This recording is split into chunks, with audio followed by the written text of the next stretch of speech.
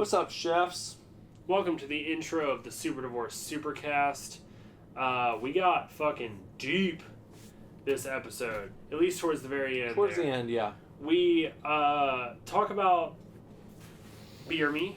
Yep. And then we talk about my experience watching the movie Mother for a little bit. Mother! Dude, all fucking day yesterday at work. All day. I knew I was going to see it, and I was, Mother, tell your children not to walk my way. Yeah, all day. We segue from Mother into another discussion about it. Hold on, was that Danzig song was not in the movie, was it? It wasn't. Damn. It wasn't. It was not that kind of movie. Missed opportunity, you fucks.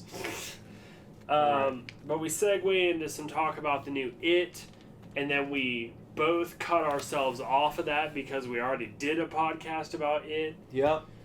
And then we just get like hella existential, I guess. We went into we just wanted to do some TT boys. Well, yeah, we just wanted to do some TT boys, and then we ended up talking about racism. Fucking Mark Zuckerberg throwing like heavy topics at us. Craziness. You know, I did see something earlier, and it was like Mark Zuckerberg walking. Have you seen these pictures? No. He like hyperextends his knees when he's like walking regularly. It's really weird. Like kicks them out. He kicks so hard that his leg would be up here. What? When he is walking. No. Yeah. It's weird. I'll look it up. Yeah. Mark Zuckerberg walking. Yeah. All right. Yeah. I'll look it up. Yeah. And while I'm looking that up, you guys, you listeners should look us up all across the internet. Make sure you start at SuperDivorceMe.com. That is our mother base, our one-stop shop for the Super Divorce Superverse. From there, you can pretty much link to everything, but you can also find us on Facebook.com/SuperDivorce, Twitter @SuperDivorce, Instagram @SuperDivorceBand, and please make sure to subscribe to our YouTube channel. So search Super Divorce on YouTube and then subscribe to our channel. We offer all kinds of other media content, from music videos to Super Divorce Gets Beer to Super Divorce Goes Shopping to old podcasts that we're now uploading from back when we were from the archives. Archive podcasts, and also Momster Movies, which is a horror movie review show that I do with my mom. All of that stuff is available on YouTube. And soon it'll be the return of Super Scary. Yeah, the week-long return of Super Scary in October. Which, depending on the reaction, maybe we'll keep doing it. We'll see. We'll see. So definitely check us out everywhere you can think of. If you want to follow Nicholas on social media, you can just go to whatever website you're at, type in @NicholasVillars and see if he's there. Or make sure to follow him on Steam. Play some Lawbreakers with him. Yeah, man. @VenomVillars. Lawbreakers is free this weekend if you're playing on PC. If you're a PC gamer, Lawbreakers is free on PC this weekend. So look me up and let's play. So add @Venom_Villars. That's right. On Steam. And if you would like to follow me on social media, make sure to search @BenderButt on Instagram. It's the best place you can find me. I post all the stuff that I buy. Yep. He has a good Instagram. Thanks. Yeah. Please enjoy this episode of the Super Divorce Supercast. What did the one guy say from Nintendo that Josh was telling us about? Please look forward to. Please look forward to. Please look forward to this episode of the Super Divorce Supercast. Enjoy, chefs. We are not getting a divorce. We are not getting a divorce. We are not getting a divorce.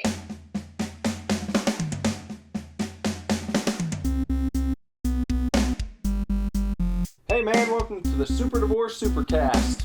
This is Nicholas, or Villars as I'm called on the front of our album. Oh, are you? It just says Is it just Vilars Bender. I would be Bender.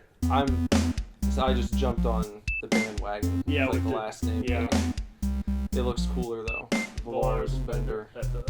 Hall and Oates. It wouldn't Crosby, have been, Stills, Nash, and Young. Yeah, well, it wouldn't have been as cool if it was like, Daryl and Oates. No. That's Daryl Hall and John Oates. Yeah. Yeah, so Daryl and Oates. Nicholas and Bender. It's not as cool. Vilars and Bender. That's like two fairly unique sounding names. Mm-hmm. I like it. I like it. We just walked back from seeing Alec. Yep. Over at the Ameristop. Picked up our beer for this evening. As we do. What do you want to? You want to start with the Baptist, or do you want to go with the Pumpkin? Oh man, I don't know. Let's start with the Baptist. Because it's one bottle. All right, Big Bad Baptist. Yeah, Epic Brewing, Exponential Series. Let's see. This has a nice textured label. Mm-hmm. Like a paper, like a papyrus label or something. Much similar to what you would find on wine. Although I doubt this beer is going to taste anything like the wine beer we had last week. I doubt it. This is a stout with cocoa nibs and coffee added and aged in whiskey barrels. Well, I love cocoa nibs. I couldn't tell you what a cocoa nib is. Maybe that has to be like the technical name for the cocoa bean. Is they called nibs? Or like broken up pieces of them? Maybe. Maybe those are the nibs. Who knows? You grind them up a little. And you nibble on them. Oh, it's very stylish though. It is. Very stylish bottle. Really cool. Big Bad Baptist. Do you think? I'm guessing this is John the Baptist. Would that be right? Probably. I guess. Your guess is as good as mine. Well, I feel like maybe they would have, taught you about this in Catholic school. Oh yeah, I mean they did. I just mean Did they tell you about the Big Bad Baptist? No, John was never referred to in such a way. That's too bad. Yeah. John Big Bad Baptist. Here you go. Oh man, it's thick. Yeah, it is. THICC. Get you a little bit more in there. Yeah.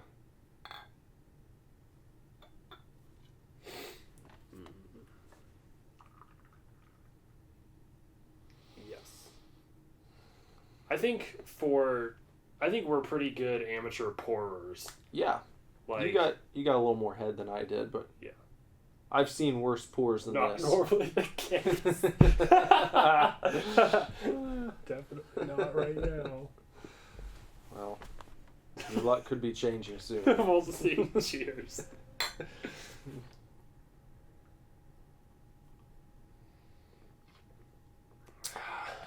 That's good. Yeah. Oh man. It's just there's nothing better than just like a thick, dark, rich, creamy beer. That's another one that's gonna blow your damn IPAs out of the water. Man. Yeah. It's just, come on. Blow IPAs out of the water and blow your dick off. That is a good blow your dick off beer. Mm. See, a lot of people would taste this and be like, no, it's too much. No, it's too much flavor is what it is. That's why they can't handle it. They're not used to it.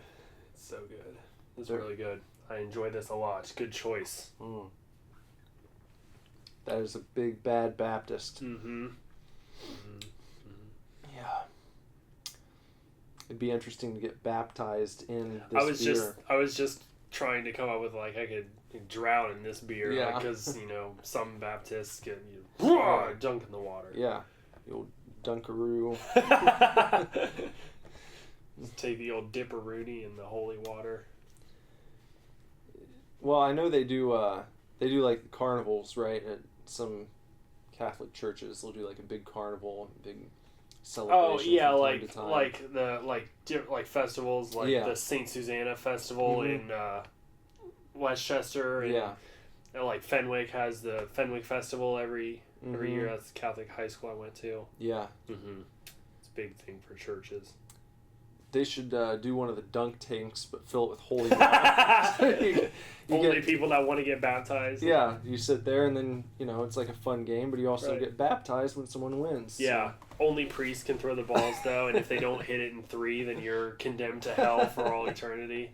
I don't see the upside of going into the booth then, but just for fun, maybe. Show your faith in your priest. Yeah, that's funny. I saw a joke the other day. That was, how do you make holy water? You boil the hell out of it. That's a great joke to tell at church. Yeah, that's a great church joke and I actually like that a lot. Yeah, I'm gonna tuck that away. Next time you find yourself in that setting, like a wedding or something of the sort. Yeah. Although I don't know. I feel like I don't know too many people that are searching for the Catholic wedding anymore, or even like a very religious wedding. My cousins, I guess, but I guess if you're raised in even just go to Catholic schooling your entire life or something, I think a lot of people they still do it even if they're not like diehard practicing Catholics. It's a very traditional thing. No, I get that. I can respect. Yeah, I get, like, even if you're not really super practicing, like, it's kind of... It's almost a tradition rather than, like, a preference. But I mean, like, aside from my cousins, because both of my cousins that have gotten married recently had, very traditional Catholic weddings. I think a lot of my, like, friends, I don't know, are particularly looking for... Like, I can't imagine that Trinity and Kyle are going to have a priest officiate their wedding. I don't know who's doing theirs. Not sure. I just, like, not to make assumptions or anything, but I know Trinity is super Jewish. Yeah. So, it'd be kind of odd. Yeah, I'm not sure.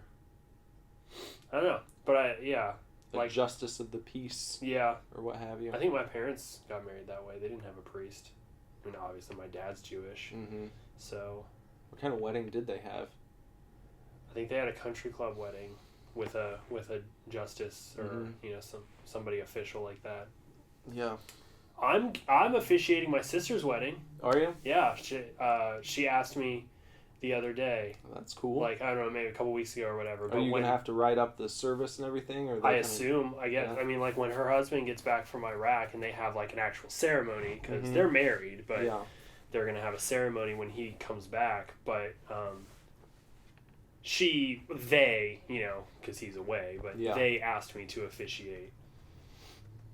So That's I'm going to... That's a pretty big honor. Yeah, I'm really excited about it. I'm going to start with the line from Princess Bride. Yeah.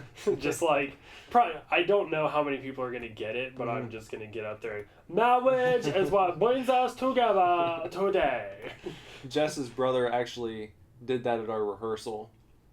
Got a few laughs, so I think it's gonna be funny. Yeah, like she asked me that and then walked away, and I was at my parents and I just like ran into my mom's room and I was like, don't let me forget, this is what I want to do for the opening of Leah's wedding. Yeah, it's a classic, so I think anyone who understands will enjoy it. Yeah, very much so.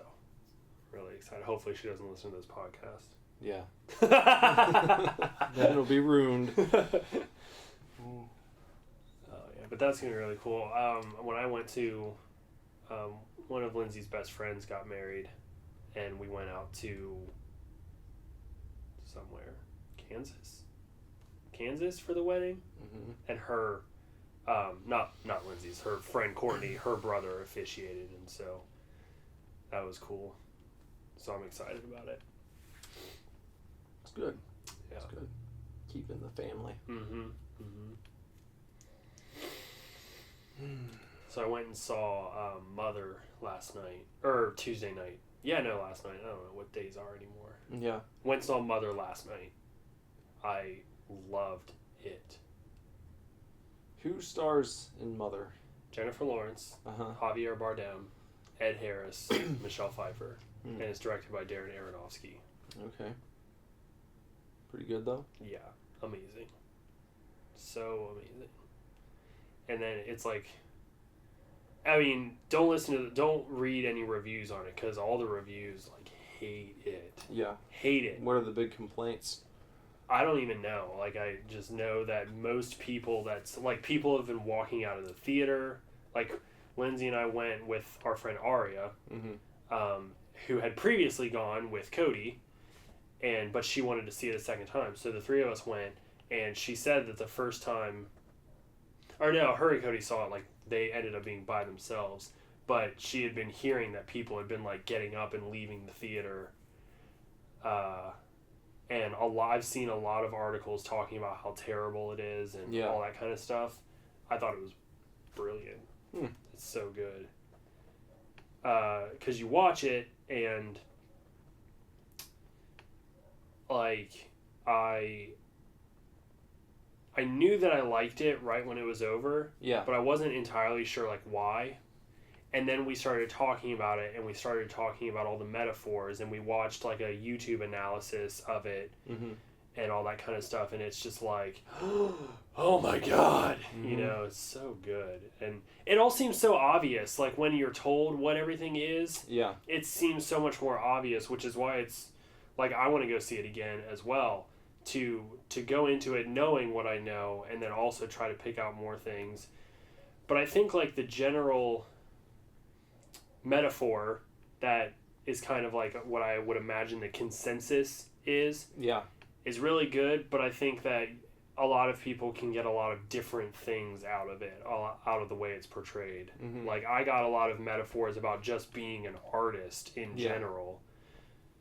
You know, there's metaphors for, like, toxic relationships and things like that, but when the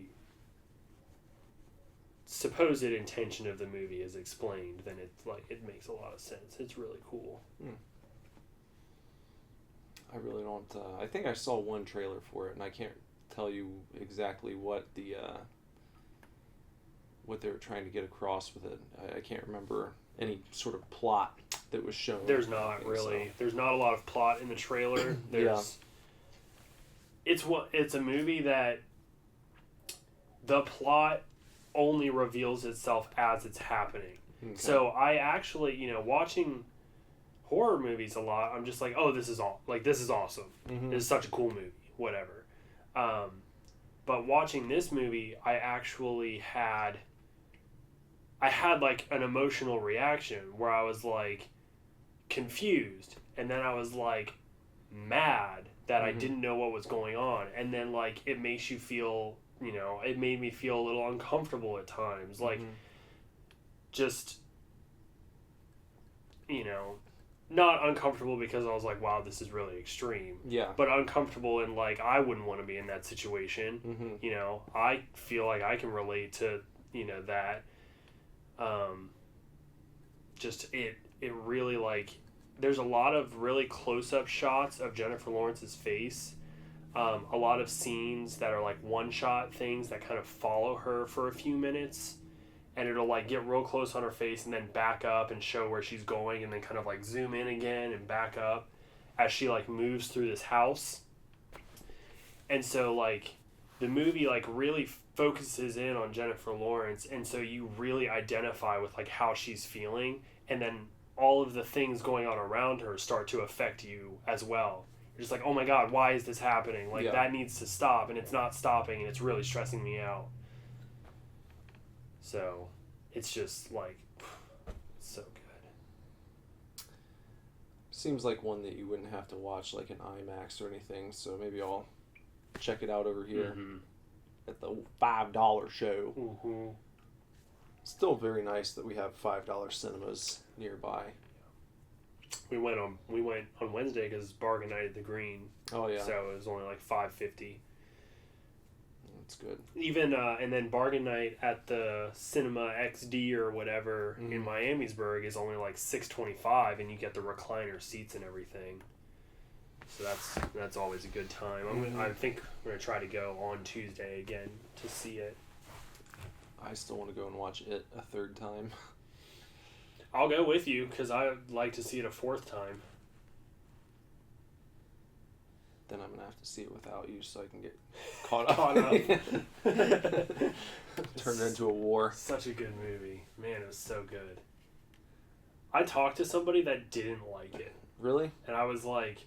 I've seen a few people, like, on some horror groups on Facebook where people just, like, pop in. It's like, the 1990 version is so much better. Nope. And it's like, well, how? Like... Don't say Tim Curry's performance either. Like, you can't, like...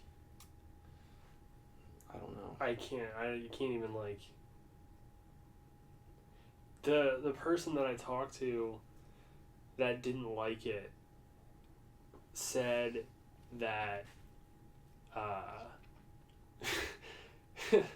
she said that, like, the characters were good, but they had zero chemistry with each other. What? I was just like... You fucking kidding me? What? Like, who has chemistry then? I was like... That's literally what makes the kids are what make the entire movie. Yeah. They're the reason the movie's good. I understand, like, you know, everyone says that art is, like, what's like such a cliche. It's like, oh, art's so subjective. It's just 100% subjective. And it's like, well, I don't think it is. Because I think you can be wrong. And I think that what she said is just wrong. Yeah. To say that those kids had no chemistry together, are you kidding me? Like, right. That, if you're going to throw out any criticism, I feel like there are just like an infinitude of criticisms that you would put before that, because it's like, it's not even there. Like, I don't see how you could say that and really mean it. Did she go in depth as to how? No. No, just, they had no chemistry. Had no chemistry. I think I could read you the text message. Hold on, let me try and find it. That's It so wasn't that stupid. long Such an absurd thing to say.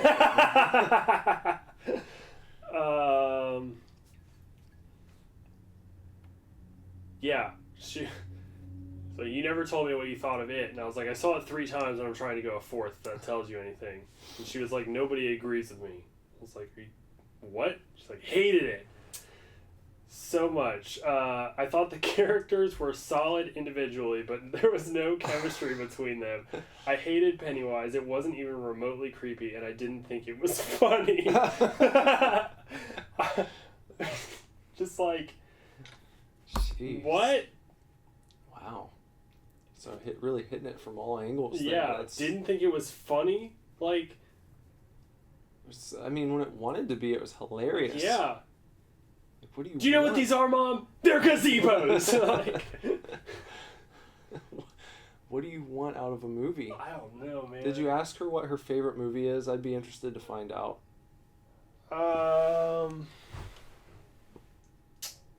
If you have not, you should just just shoot her a text and be like, I'm blue. just curious. What's your favorite movie of all time? Because I'd really like to. Well, when we started talking, it was about Tarantino movies. Okay, so she likes Tarantino. Yeah, which, like, I feel like the writing of it was Tarantino level chemistry. Tarantino's got his own thing going on. He like, does. Where you have to imagine, like, okay,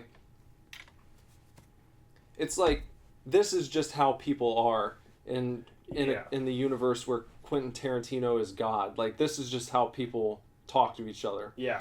Like, because his dialogue is so good that it's like, you're kind of squinting at it. You're like, did they really talk to each other this way? Because everyone, well, like, a lot of the characters quippy. are so witty and quippy, and it's like, it's great, it's entertaining, but you know that, like, it takes a special mind to, like, put all of that together, because you'd be hard pressed to find a group of people who just pull them off the street and they're going to interact with each other the way that people do in a Quentin Tarantino movie. My favorite reference to that is, and it's in like almost all of his movies, but my favorite one is obviously in Reservoir Dogs, the opening scene, and I just think there's something magical about like the first scene of the first movie that Tarantino ever directed, and I think that scene like sets the bar for his entire career. Yeah. Because it's just like 7 guys who are all gangsters and mobsters sitting around a table bullshitting about Madonna.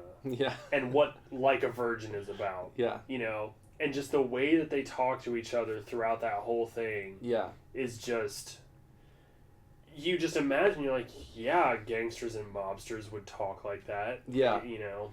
So brilliant and genius. So I guess, like I don't know. If you get on board with that, I feel like I don't know. It's just, I'm trying to figure out how to put this. It's like you're seeing characters who kind of have some sort of mental agility sparring with each other, you know, and you see that I would say a lesser degree in It. Yeah. But it's still like the exchanges are quick, you know, the characters are smart. So I think that's it. It's like, it's not so much that it's not realistic in some sense. It's just that, you know, you happen to zero in on the right group in that case. Because you can imagine another group of kids, again, totally realistic, that have absolutely nothing like that going on. Who hang out with each other every day, but you're not getting that kind of like snappy comeback type of shoot with each other, you know? It's like... Well, I feel like when we hang out in a big group, there's like somebody's a Richie. It's not the same person. Yeah. But at least every time something happens, somebody can be like, "Oh, that's what she said," you know? Yeah. And just like Richie with the Beaver Town, like, still is, am I right, boys? Like, yeah. His just like coming in with all of those jokes all the time, like, I feel like that's easily relatable. Yeah. And like, I think that they're, in a different sense, like Tarantino has this dialogue that gives you a picture of like, it's very witty and everything, but it's very mature too. Like, these are hardened criminals in most of his movies. Yeah. That, you know, talk like this. But I think in the same regard, the kids in It work, but instead of being hardened, mature adults, their innocence is heavily exposed. Yeah. Which is definitely something I think is lost in the first movie.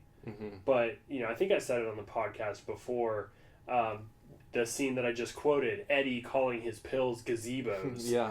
Is just like, it's in the heat of the moment, and he had like only heard the word placebo earlier in the day. Yeah. So saying gazebos just, for me, immediately grounded him as like an innocent child. Yeah. Who doesn't know what's going on, but he's still like tough enough and he's strong enough to realize something's wrong and he's gonna fix it. Yeah. You know? In his mind, he'd probably heard the word gazebo before. Right. But not very often, and maybe obviously didn't know what it meant, but it was there. Right. And then he heard placebo, so it was like they got kind of fused together. Right. And then in the heat of the moment, it's just gazebo. You know, that's what comes out. And it's hilarious, but when I got past the humor of that joke, like I said, it just like, I felt like that was one of the most effective times in the movie that laid the innocence of children like to bear completely, because he's so sincere when he says it, and I was just like, you just don't even know. You don't know. But then, you know, the beauty of all of the kids not knowing and then fighting anyways. Yeah. The movie's just it's so goddamn good. And that's what that whole thing is like, by the end, they're not just little innocent kids anymore. Right. You know, they've faced that, and it's really the whole coming of age thing. I mean, it's not unique to It just did it really well. Yeah. Showing that transition from like, la-di-da, we should be playing, it's summertime, because that's the very immature and innocent way of looking at life. It's like, well, it's this time of the year, so I shouldn't have to deal with any problems. And it's like, well, sorry, but that's not the way it works. Yeah. There are going to be plenty of times in your life when you should be just enjoying yourself, and then, well, here comes your own personal Pennywise that you have to deal with, and you're forced to. So it's, we could probably do a whole other show about it, and then some. We should probably not, because I know we already did. It is what it is. Yeah. So. But seriously, like, if you guys out there like haven't seen that movie yet, even if you're not a fan of horror, like, sit through it. Like, force yourself to sit through it, because it's just, it is I think it's near perfect as far as chemistry goes. I do too. As far as like, well, I can't imagine the movie being made any better than it was. No, so, I don't think they should ever try to make it again. No, I hope they don't. I hope we're not in like 2050 and it's like they're gonna remake it again, and the kids are gonna be growing up in 2020, and no, just keep it. Just let this one. So good. Yeah. Shit. I was about to say something and then I forgot. You watching any good shows right now? I don't watch TV. Well, I'm Netflix. I mean, no, that's what I mean. Oh, like, no TV shows, TV at all. Shows. Like, I just didn't know if you were like in the middle of a binge of something, or it was like. I try. Like, I honestly don't even really try that hard. But it's like, I don't spend as much time at home as like I sort of thought I would living with my grandma. Yeah. I'm never there long enough to like watch a TV show. I don't know. I just can't. I can't binge anything. I just watch every time I open Netflix or Hulu or Amazon or HBO, movie. Yeah. It's a movie. But you'll watch Stranger Things when it comes on, I'm sure. Oh yeah, I'll watch Stranger Things because I watched the first season. Yeah. If I had missed the first season of Stranger Things for some reason, there's a good chance I wouldn't watch the second season because I'm like, well, there's 2 seasons now. I'm so far behind. I'm not even gonna fuck with it. I'd love for you to get in on Walking Dead so we can talk about that's Walking one. Dead. I know that's one that I'm like, I should watch that, and then I just like never do because I'm like, man, I have to start probably all the way over. I could maybe restart season 3 and go from there. Probably rather start all the way over, but then I have to watch 7 seasons of shit to be caught up, and I'm just like, hey. American Horror Story. I never watched Roanoke season 6, and now they're on to season 7, and I'm just like, well, guess that one got away from me. Like, well, but like, I know you work quite a bit, but yeah, I do. What are you doing outside of work? Because you said you're not spending as much time at home as you thought you would. It's just almost every night. I'm just like something going out and doing something. Yeah, like every Tuesday is dinner with the family, and then every Thursday is podcast and band stuff. I don't know. It's just like I'm just out somehow, some way. Very rarely. It's been fairly consistent that I hang out with Zam on Mondays. And then, that really only leaves me with like Wednesday, Friday, Saturday to fill. And that's not too hard because a lot of people go out on Friday and Saturday.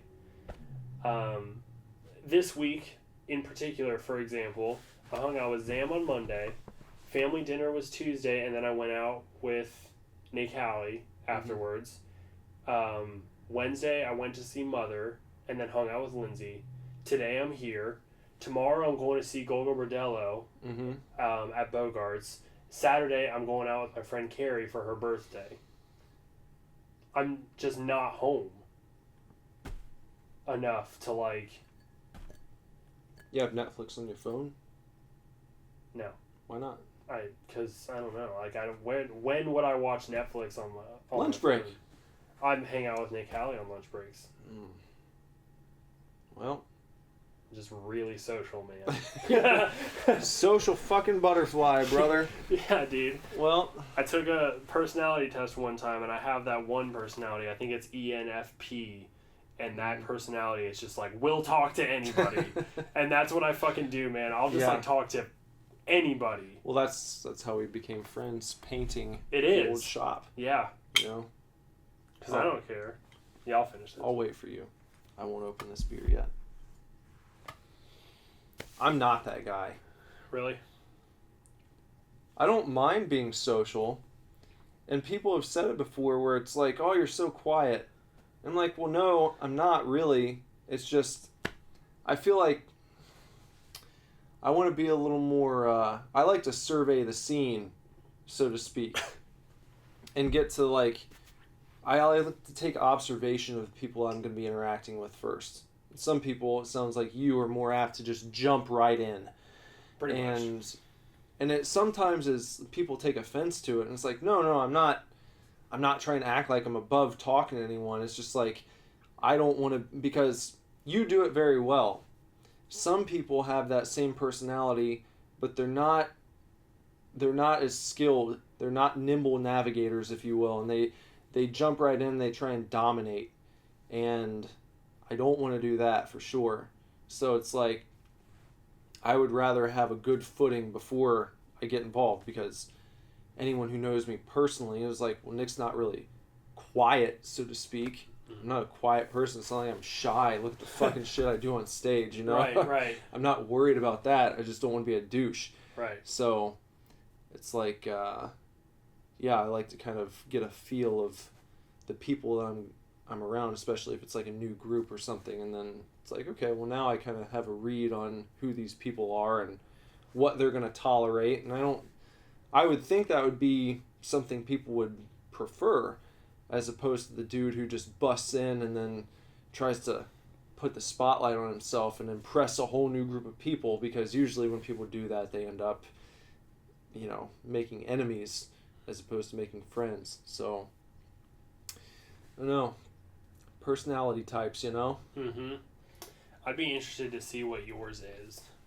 Because I know, like, mine is obviously, I think it's EN something, ENFP or something like that. Mm-hmm. And it's just like, super outgoing, will talk to anybody, and I will, like, I'll talk to the fucking clerk at Speedway, you know, for minutes. Mm-hmm. Like, I don't give a shit. I'll just, like, I think it's good. I don't necessarily, like, well, over the years I've become better because I've consciously focused on it. I used to be much more introverted than I am now. And I think some people use the fact that they take a test like that and it's like, well, I'm an introvert, so I'm just going to fuck off and not talk to people. It's like, well, I don't think that's what it's trying to say. It's like, that's trying to give you an idea of where you are right now, so that you can, like, examine yourself and be like, well, is this something that I'm cool with, or would I like to be a little more sociable? Because I think oftentimes people who are introverts, they have a desire and they're bummed out because they would like to be able to talk to people. It's just that they don't. Mm-hmm. And then to do that and to change requires going outside your comfort zone, and you do have to have some awkward interactions because you're learning a new skill, basically. Socializing in a public setting and stuff with new people, that's, if you're not used to it, it really is a skill that you have to learn. And usually in any field, whatever it is, you suck when you start out at something you don't know how to do. So you have to be able to weather the storm of that initial, like, awkward phase where it's like, oh fuck, I just made an ass of myself tonight and they probably hate me. And it's like, well, maybe they do, but you're going to be okay if you keep trying. There's somebody we both know that is basically going through that exact process right now, trying to learn how to be more sociable, trying to be less like,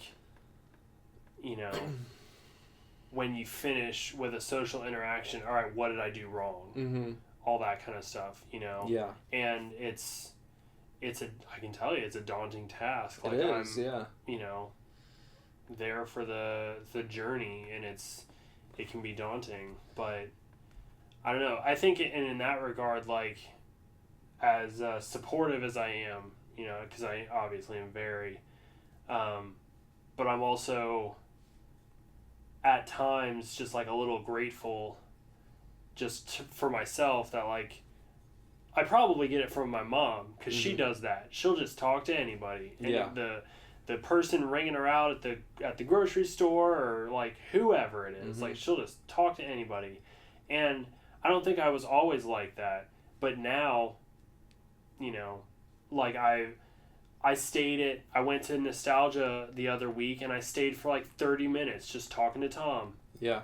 You know, the guy at the smoke shop, Hussein, I will stay and talk to him for like 10, 15 minutes, you know, and all he's ever done for me is ring me out when I buy shisha for a hookah. That's it. That is our entire interaction, but I'll still hang out and like tell him, you know, what's going on with you, man? Yeah. Oh, this is what's going on with me. Like, I don't care. Well, it's good though. Yeah. It just makes you more connected to people. And I think that's a good thing. I think the more people that you can have meaningful relationships with, the better. And it doesn't matter if you're talking about things of a deep nature. It's just like, even if you shoot the shit about, you know, what you smoked last time you bought shisha, or which comics you're reading. It's what like video games you're playing. Yeah. Well, that's the type of stuff people make instant connections over, you know? Like my friend Jason, I became friends with him and my other friend Chris in a science class that we had in 9th grade because I heard them talking about Shenmue that I was playing on Dreamcast. And it was like, oh shit, these other kids are playing Shenmue, because like no one fucking talked about that game. Right. But then I heard them, and it's like this silly thing brings you together, and it's like, oh man, that's cool. So stuff like that, it may seem meaningless on the surface, but I think it's very meaningful when you get down to it, because that can lead into some pretty profound relationships. And so it's like, well, where I am right now, I would say that whole like surveying thing, that's, I would say, if I had to put it on like a, you know, like as part of a journey to become more sociable, well, as you continue doing that, then I think you get better at picking up on cues. So then maybe if you keep making the effort to be a more social creature, it doesn't take you as long to read people. And then you can more skillfully jump in. And it doesn't require you like an hour of silence before you make the first move, because you'll get used to seeing things on a subconscious level, and then you'll just know the next time you enter a new group, and it's like, oh, this is a type of group where I should jump in and say this at this time, and it's going to be well received, and that kind of stuff. So yeah, I think it's something that you just have to do, unfortunately. And it sucks that well, there's almost like especially online, it seems like there's a movement to almost champion being socially awkward and to be proud of it in a way. Yeah. And I think that keeps people stuck there. And it's like, well, that might be kind of funny while you're posting memes online, but then when you go out and you feel like you wasted the whole night because you sat there and you didn't say anything and you were scared because, oh, what if they think this of me or that? And it's like, you take 2 steps into a bar and then turn around and go home and turn on Netflix because you didn't want to get embarrassed, and then you're still miserable. So might as well take a chance, you know? Yeah, definitely. All right, well, we're going to do Southern Tier's Pumpkin, Imperial Pumpkin. Yeah, Beer Me Part 2 tonight. Yeah. Another 2-parter. This beer, we probably did this on the show before. Probably. But this is a good one. Let's see. There you go. Thank you. I was turned on to this beer by my old manager at GameStop, Aaron Pierce. Have you ever met Aaron? He works with Steph at the Apple store. He has glasses, kind of tall, skinny guy. That, for some reason, that name sounds really familiar. I know a Zach Pierce. Yeah. Probably no relation, but Aaron Pierce. No, I don't think I've ever met him. No? Probably not. Maybe if I pull up a picture on my phone. Yeah, if you pull up a picture, I'll be able to tell you if I have or not. That guy? You ever seen him? No. No? Okay. Well, he told me about the Pumpkin. It was like his favorite pumpkin beer, so I picked it up one time and I was like, yeah, that's good stuff. Super good. Yeah. It's Imperial. Mm-hmm. Ale brewed with pumpkin and natural flavor added. Brewed with 2 varieties of hops and 2 types of malt. That's how you know it's going to be good. When they start talking about malt. Because IPAs never talk about malts. No, because they're the devil. The devil. Plus, this is 8.6 alcohol by volume. Yeah. It's pretty good. Mm-hmm. A little higher than normal. It's got I like the Pumpkin logo, too. Yeah, I do, too. Good packaging. It's very nice. And the bats. Mm-hmm. I was just looking at those. There are some like shadows of bats against the orange backdrop of the label. And cheers.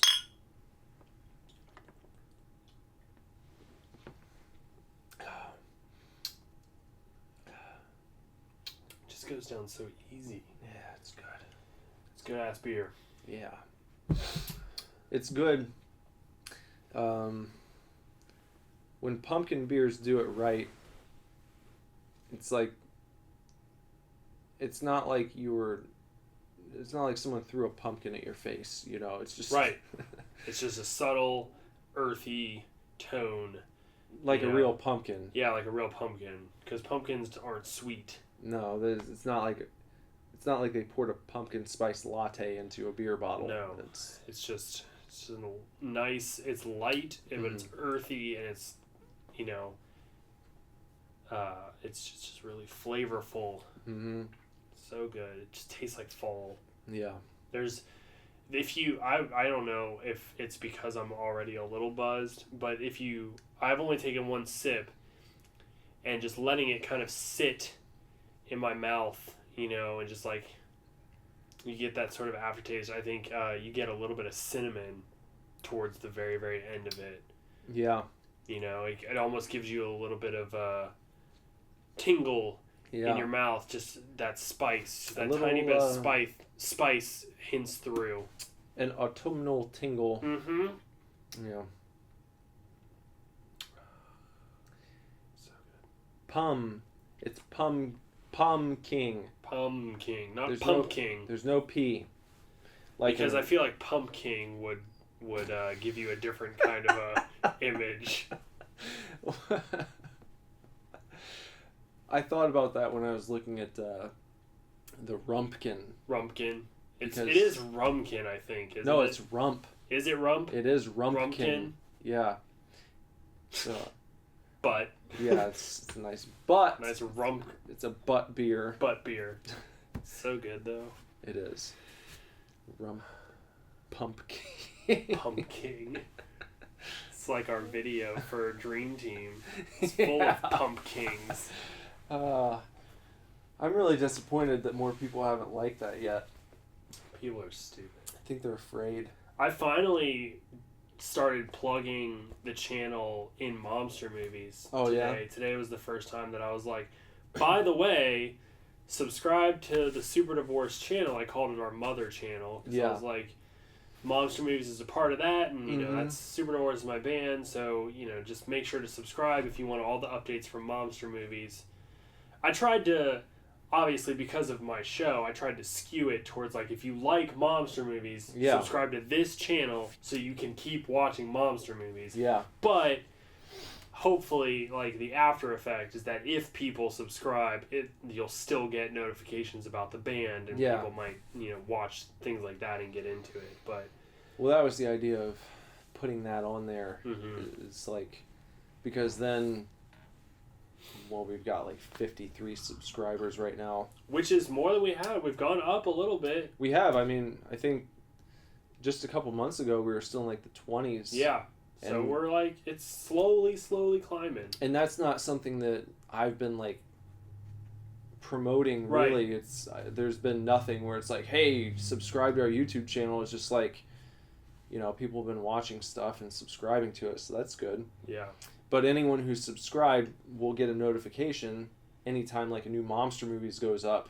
Even if they didn't subscribe for that reason, Right. they'll still see that little ding, Mm-hmm. and so they'll get more eyes on y'all. Yeah. It's such a fun show. Yeah. I was going to run this by and see what you think. Yeah. So, the WWE has filed a lawsuit against the Young Bucks. Okay. Or they sent them a cease and desist letter telling them that they were not allowed to do this anymore. The Too Sweet, Yeah, because they apparently think they own it. the WWE thinks they own Too Sweet, Mm-hmm. but Young Bucks invented it. They didn't invent it. The person that invented it, well, it goes back to like the early 90s, really. Do you know who X-Pac is? Have you Nope. seen him before? Nope. Okay, well, he was friends with, like, I'm sure you know Shawn Michaels. You've seen him. Yeah. Yeah, Shawn Michaels. Yeah. He was friends with Shawn Michaels, and have you heard of Kevin Nash or Scott Hall? I've heard of. I feel like if you showed me them and you were like, "This is Kevin Nash," I'm like, okay, Yeah. They were, like, behind the scenes. They were, like, the four of them and Triple H. Okay, I know They- Triple H for yeah. sure. Back in the day, they had behind the scenes a group. They called themselves the Clique, and they kind of like a lot of people hated them because they were the ones kind of pulling the strings, and they would kind of tell Vince how to book the show, and they had a lot of weight. It was very dramatic, a lot of politicking going on, and so anyone who's worked a job can relate. Usually Right. there's like people who have influence with the manager. That's what they were. Right. And they called themselves the Clique, and X-Pac, Sean Waltman, he was also known as the 1-2-3 Kid early in his career. He apparently got this hand signal, the gesture, the Too Sweet, from like I think it was like some gang in Europe that did this, like as a sign of solidarity. And he said we should start doing that with each other, And so they would do this as like a secret handshake or whatever. And then when Kevin Nash and Scott Hall left the WWF to go to WCW in the late 90s, they formed the NWO, which you've probably heard of. I've heard of NWO. And that was part of WCW. Okay. So it was totally separate. But still, when Kevin Nash, Scott Hall, and 1-2-3 Kid, he was also called Six in WCW, they'd come out on TV and they'd do the Too Sweet. And then you'd also see Shawn Michaels, who was still in WWF, come out and he'd throw this up. And it was kind of like they were saying hi to each other in a way, even though they weren't supposed to have this interaction. You know? Fans in the know knew what was going on. It's like, oh, they're friends, they're saying hi to each other or whatever. Like Carol Burnett squeezing her ear for her daughter. Right, exactly. Yeah. So a little secret handshake type stuff. Well, when the WWF bought WCW in the early 2000s, they got all of that. They got the NWO, and they got all those characters, and they own the rights to everything now. So they also are saying that because the NWO kind of made this and saying Too Sweet, they kind of brought that to prominence. It was a big part of their gimmick,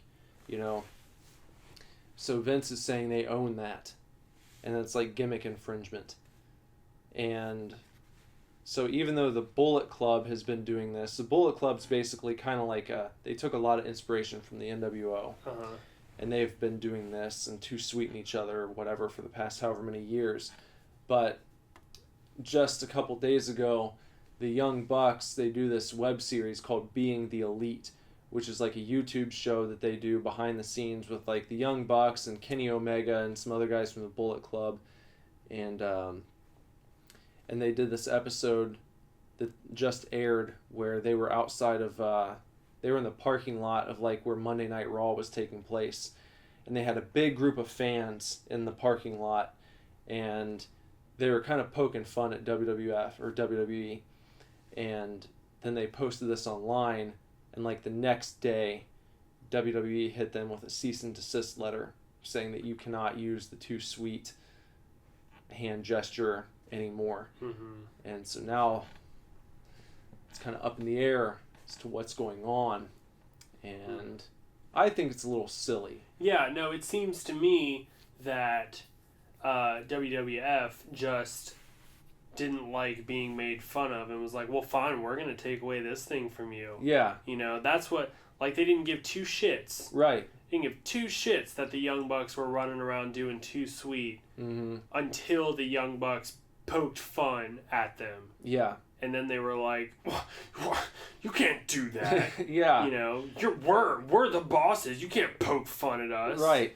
Just like when, you know, in my limited knowledge, it seems like just like when CM Punk had a bunch of gripes and they were like, all right, well, you're fucking fired. So if you want, just gripe all you want on the microphone. Yeah. And he got on the microphone and he sat down Indian style and just griped and griped and griped about what goes on behind the scenes. And then they cut the mic on him. Yeah. And he just like left. You know, it seems like, yeah, they just are like, you can do whatever you want unless you make fun of us. Yeah. And then you're going to pay for it. Yeah. But it seems stupid to me because that wasn't something that they invented for like anything on screen.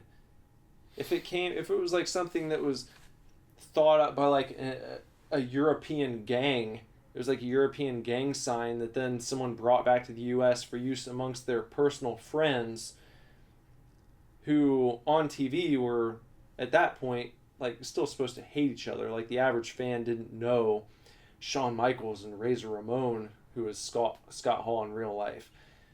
They like had a feud on screen. Okay, I know who Razor Ramon is. Okay, well that's Scott Hall. Yeah. Okay. But they were like super best friends behind the scenes in real life, or in on the show. It was like, oh, they hate each other. People didn't know that. It's not like they were going out and then like too sweeting each other, and it was a big part of WWF programming in the mid '90s. Like no one knew what the fuck that was, but it was something they made up for their personal group of friends. And Scott Hall actually gave his blessing to the Bullet Club and said he thought it was cool that they were all using this hand gesture to each other, and that it was like continuing on to a new generation. And so it's like the guys who actually brought it to prominence are cool with it, but Vince is like butthurt because he was getting made fun of. Is Vince liked in the community? In the wrestling community? Yeah. He's seen as like a visionary for certain things, but he's also seen as someone who's become very like rigid and set in his own ways. So he's not willing to change with the times. Right. So like what worked, well, he's not even doing what worked years ago, because in the Attitude Era, as you call it, in the late 90s, early 2000s, it was very controversial. A lot of kids weren't even allowed to watch wrestling. But then they went public, and they're like publicly traded, so they've got all these sponsors now, and they had to downgrade their programming to like TV PG or whatever.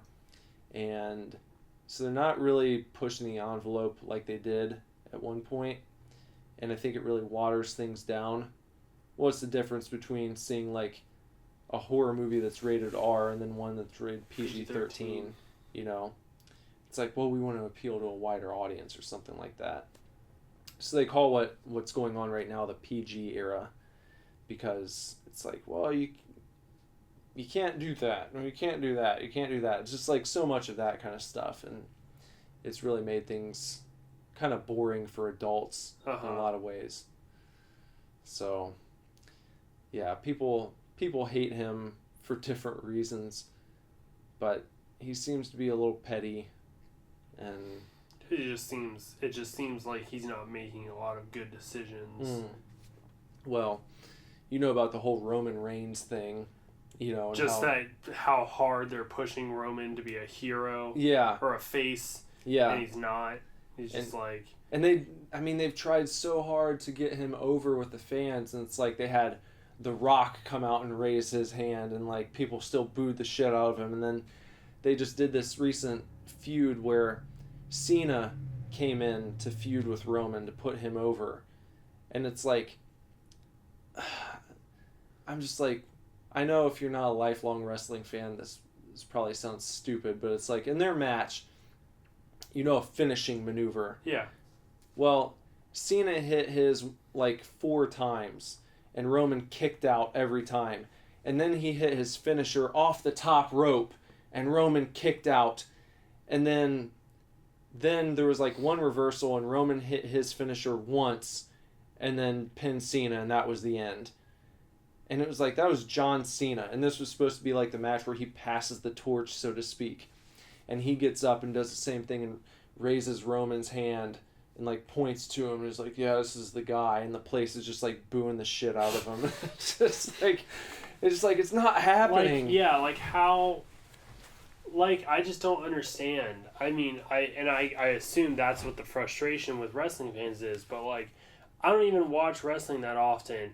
And I'm just like, I hear these stories and I'm like, I don't understand if the fans just continually, show after show after show after show, they just keep booing Roman Reigns.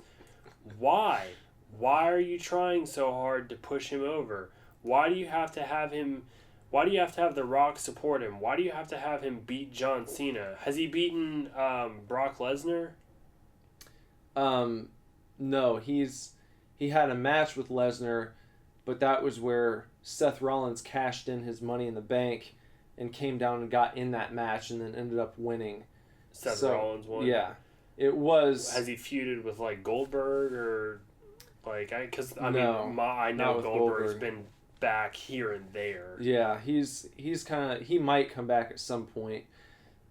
The idea I feel like that leaked last year after WrestleMania was that this whole year they're going to be building up to Reigns beating Lesnar clean, which means without any interference or anything.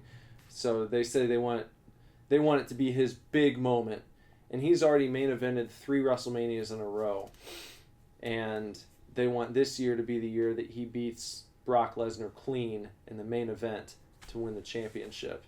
And people are just like, please don't fucking do that. That's the one thing that none of us want, and it's just like, wow, you're gonna fucking like him. It's like, imagine if George Lucas, after episode 1, was like, they're gonna love Jar Jar. Yeah. He's gonna be the hero of this entire prequel series. And then, like, Jar Jar becomes, like, a Jedi. Yeah. And, like, it's not Anakin and Obi-Wan facing off on Mustafar. It's Anakin and Jar Jar, like, fighting. Yeah, that's the best reference. Yeah. That's exactly how, again, as only a casual fan, yeah, that's exactly how hard they push Roman Reigns. It's like, everybody hates Jar Jar, but it doesn't matter. We're going to throw him in your face. Like, at least for Lucas, Jar Jar came out, kids loved him, the adult fans hated him, and then by the 3rd movie, at least you're able to, the 2nd movie, you're able to blame the Clone Wars on Jar Jar. Yeah.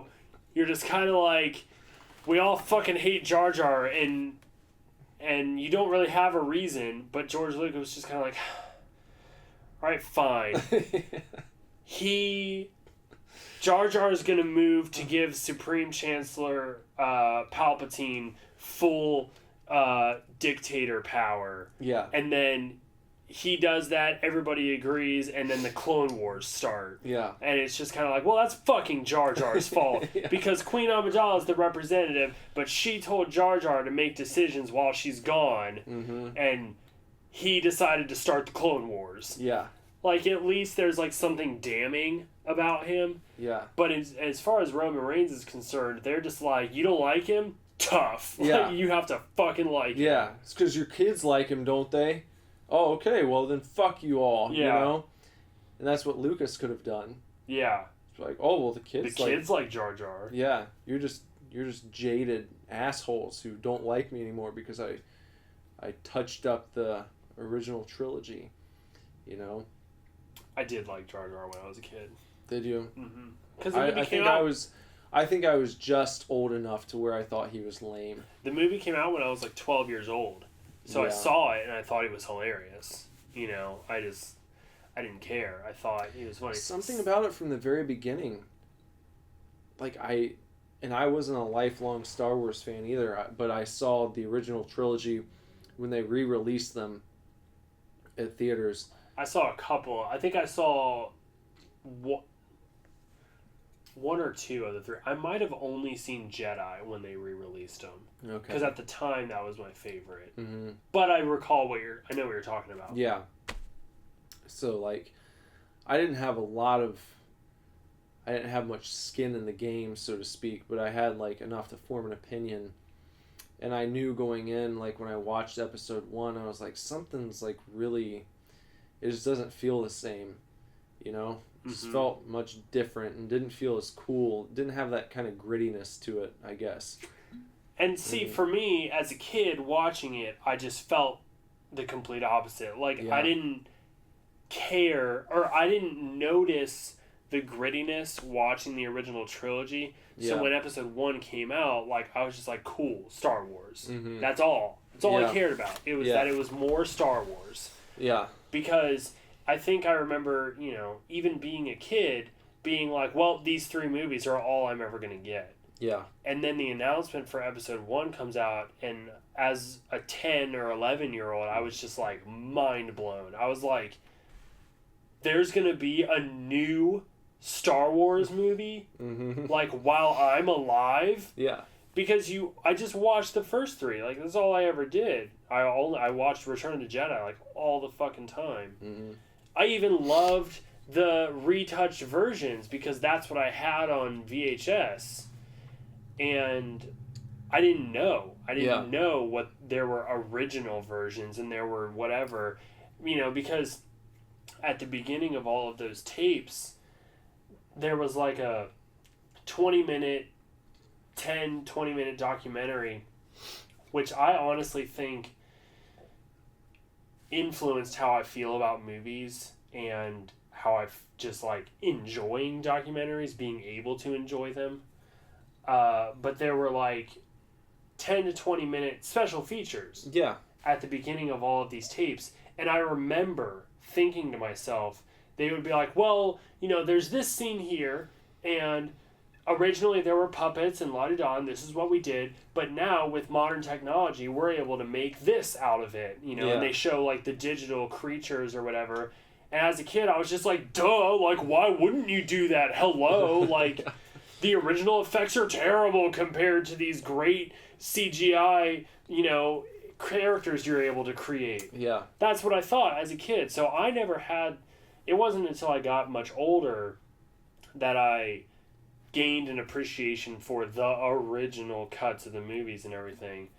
But yeah, I think episode 1 came out right at a time where I was just like, holy shit. There's an episode 1. I can't even believe it, you know, like, and then I thought Jar Jar was just like hilarious. I thought he was so funny. And I think in a way, I've actually thought about this recently because I was talking to somebody. It might have been Sid. I was talking to somebody and they were talking about how Jar Jar was great because he was like, God, he was almost like a beacon of hope in a galaxy where like everything was going to shit. At least there was one character who was happy, like no matter what.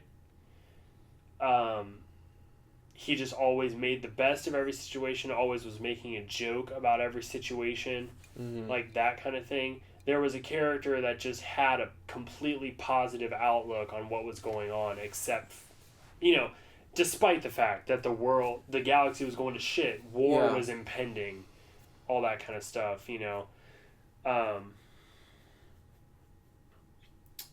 But I lost my fucking point. How would you feel about them handing episode 9 off to George Lucas to let him direct it? I don't think it would be a good idea at this point because I feel like Lucas has really checked out. I mean, obviously, he sold the whole franchise. I'm not mad about it. Like, You don't think I mean, can you imagine... You have to feel... I mean, that has to feel about as close to being God over a universe as a person can get. Yeah. Because Star Wars is like... Is George Lucas's. No matter what. Like, Yeah. no matter what, we wouldn't have what we have Yeah. if it wasn't for him. And that's the one thing, like, everybody, you know, people gripe about what he did to the original trilogy, and people gripe about this, and they gripe about that. But at the end of the day, for me, I'm just like, yeah, but we wouldn't have any of it if it wasn't for him. Yeah. I'm kind of on board with the whole, well, this is the art of the people now. You can't just go changing it. But would you like to... I would like to see him have a chance to maybe redeem himself in that sense. To be like, okay, I've stepped away from it. I don't want to be the guy who let go of my baby and then had everyone worship J.J. Abrams for bringing it back to life. And it's like, let me show you why this was my creation. And let me do that again. Like, maybe learning a little something about just the whole experience and being like, okay, that I understand that this is like a two-way street. It's not just my vision exclusively. I know you guys want certain things, and I'm going to give that to you, and I'm going to show you why I'm the best person to do it. You know, maybe... Well, I don't know that. if Lucas feels that way. Yeah. Like, I don't know if he... Yeah, I just don't know if he feels that way. Like, if he... For somebody to go back and be like, well, these are my movies and I can change them at will, I don't think that, like, he's changed his... I mean, I have no idea. I have no idea. If he's changed his mind to this point where he's like, I've heard what you said. I understand where you're coming from. I'm going to give you what you're asking for, but I'm also going to give you what I want to put into this universe. Yeah. And I think the biggest sort of argument against that is that he sold the franchise. Yeah. I'm not mad that he sold the franchise. Like, really, honestly, good for him. Yeah. You know? But I just feel like for those characters, he has to, in his mind, have an idea of how the story ends for Luke Skywalker that's very personal to him. And I feel like that's more intriguing to me than how anyone else sees that story going. I mean, I always heard rumors that he had 1, 2, and 3 written, and he had 7, 8, and 9 written. I heard stuff that he had 10, 11, and 12 written, you know. And that was always, like, my notion, is that he had all of this stuff written, or at least conceptualized, and kind of had it in a treasure box. And it was, again, my understanding that when Disney bought Star Wars, they were given that treasure box to open and to pick through and whatever. That was my understanding, is that anything that George Lucas had that he hadn't done yet was allowed to be viewed and utilized by Disney. So, while I don't believe that Force Awakens was George Lucas's vision, I don't know how much... We don't really know how much conceptually was taken from what Lucas had envisioned. Has he not talked about it? I'm not... As big of a fan of Star Wars as I am, I'm not wholly invested in, like, the politics of the franchise. Right. I just love the franchise. I don't watch a lot of interviews. I really don't know that he's talked much about Star Wars since, quote unquote, retiring from it, you know? Since selling it. Yeah. Like, I think he's a great man. I think he works a lot too. As far as I know, he's currently working on establishing like an art museum, like an animation and movie production museum. As far as I know, it's going to be in Chicago, and it's the George Lucas Museum for such and such. That's the last thing I heard that he was like really working on. I feel like he wanted to do movies post Star Wars. Mm-hmm. He did one. It's an animated movie. Was that one that Thomas had that we looked at that one day? Or was that something different? Might have been something different. I would have to look.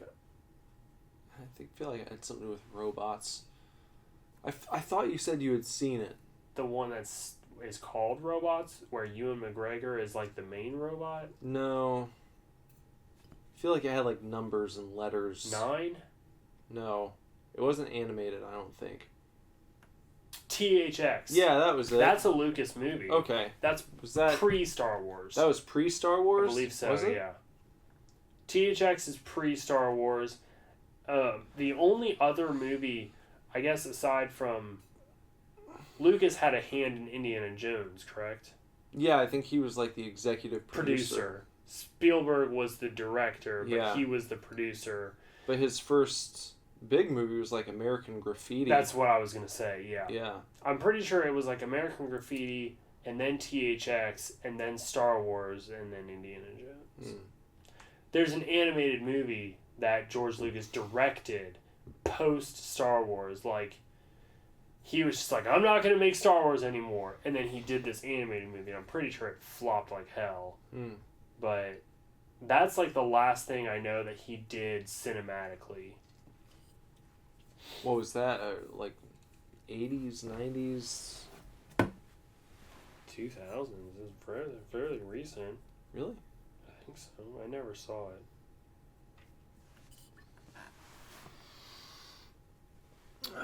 You know what we haven't done in a while? What?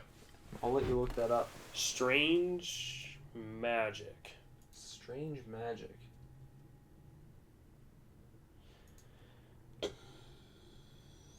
$2015. 2015. Release date January 23rd, 2015. Wow. Strange Magic.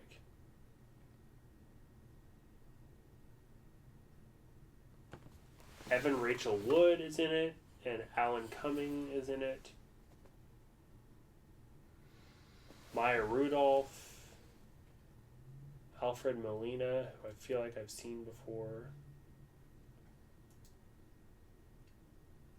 No. Hold on a second. Lucas had a hand in it, but he didn't fucking direct it. It was produced by Lucasfilm. I'm sad LucasArts isn't around anymore. Story by George Lucas. Story. Okay. I know, LucasArts was dope. Did you ever play any adventure games when you were a kid? Like point and click? No. No? Oh man, they're so fun. Did they they do like Monkey Island? Yes. Yeah. Monkey Island, Sam and Max, Full Throttle. Oh, Sam and Max. I know Sam and Max. Grim Fandango, or Fandango, as the wrestler likes to be called.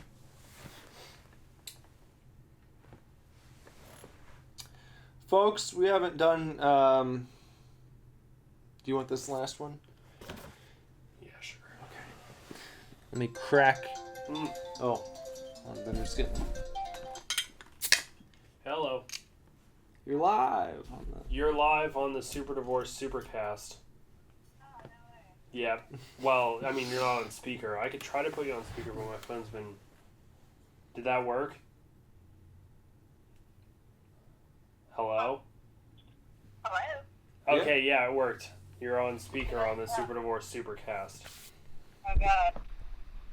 Say hi to everybody. Hi. This is I forgot Lindsay, it was today. just so y'all know. What's up? Nothing. I was just leaving work and I forgot it was Thursday. Like every single week when I forget it's Thursday and call you during the podcast. Yeah, well, I just got your Snapchat, and it said you weren't going to leave before 10 p.m., so you're like 40 minutes early, so at least that's good. Yeah, or so I wouldn't get home until 10 p.m. Oh, well, I guess that's true then. Yeah, so it takes me like 30 minutes to get home. Yeah, I know. Oh, well, it's okay. Do you want to hang out when I'm done with this? Sure. Cool. All right. Well, just so you know, we have recorded this whole conversation. Nick has been holding up the microphone to my phone so that you can be on it. So, do you want to promote yourself real quick and tell everybody if they can like follow you on social media? You can follow me on Instagram. It's Art by Lindsay. Lindsay with an A. Lindsay with an A. Art by Lindsay. Art by Lindsay. Lindsay works at Jesse's tattoo shop, and she's fucking amazing. Spell it out. It's like Lind. Yeah. Say. Lindsay. Art by Lindsay. Yeah, I guess there's like 500 ways to spell Lindsay. It's kind of like Brittany. Just spell Yeah. it the right way, and you'll be able to find me. It's okay. There you go. There you go. Spell it the right way. All right. I'll call you when the podcast is over. Okay. All right. Love you. Bye. Alright, bye. All right. We haven't, well, I'm in the middle of this process of re-uploading, not re-uploading, but uploading for the first time to YouTube all of our entire catalog of podcasts. Mm-hmm. So those are all there. And our first podcast was Arrival of the TT Boys. That was the first one ever? Yeah. Arrival of the TT Boys. That's trending topics. Right? Yeah. So I thought we'd take a look at some trending topics. Hugh Hefner died. He did. Hugh Hefner is gone. At 91 years old. Do you think he was, No, maybe. I don't know. I mean, it seems a good possibility. Seems a good possibility. That I haven't heard how he died, so... I mean, I just feel like... I feel like yesterday, he probably was in bed with a young lady. I would imagine. So... a lot of people have been...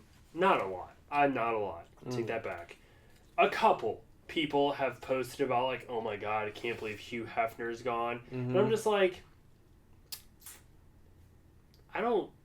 It's not that I don't care. Like, the loss of somebody to their family is great. And I know, Hugh Hefner... Like, let's be honest, he, like, changed the world of porn. Well, not only that, he did a lot for the, in the realm of free speech. Yeah. Okay, so... Yeah. You can honor the man. I get it. Yeah. But, like, the people that are posting about him, like, really? Like, I feel like most, maybe it's a huge assumption, but I feel like most of the people that are posting about, like, OMG, can't believe Hugh Hefner is gone, are just, like, jumping on the bandwagon, whereas, like, I wouldn't post that because I have never in my life bought an issue of Playboy. Well, I feel like that kind of comes up anytime someone famous dies. It's like... That people are just jumping on the bandwagon. Well, it's like when Prince died, or, travel back to 2016, pick a day, someone was dying, like... Yeah. But then there'd always be the social media shit show where everyone's posting about how much they love this person. It's like, well, did you? I mean, Yeah. okay, but so I get it, and he had a pretty big impact on culture in general. Yeah. Especially American culture, and I saw the comedian, I think it was Richard Lewis, if you know who he is. I don't think so. He played, did you ever see Robin Hood Men in Tights? I'm sure I have, but it's been a really long time. I can't remember watching the movie from start to finish. He was in that. It has Carrie Elways, right? Yeah, he played Robin Hood. Richard Lewis coincidentally played King Richard in Robin Hood Men in Tights.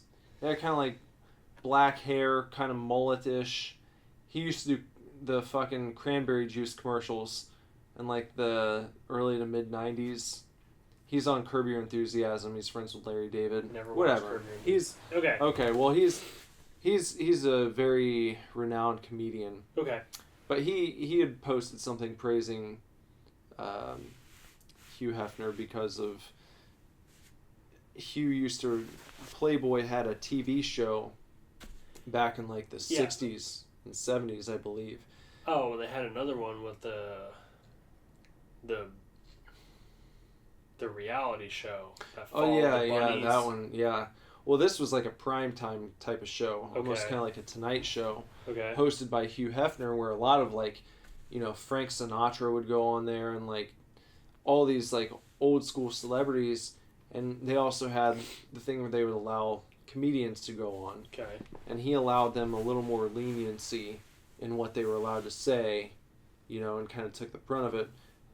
Obviously, you'd imagine because of the type of business he was in Of course. at that point, especially.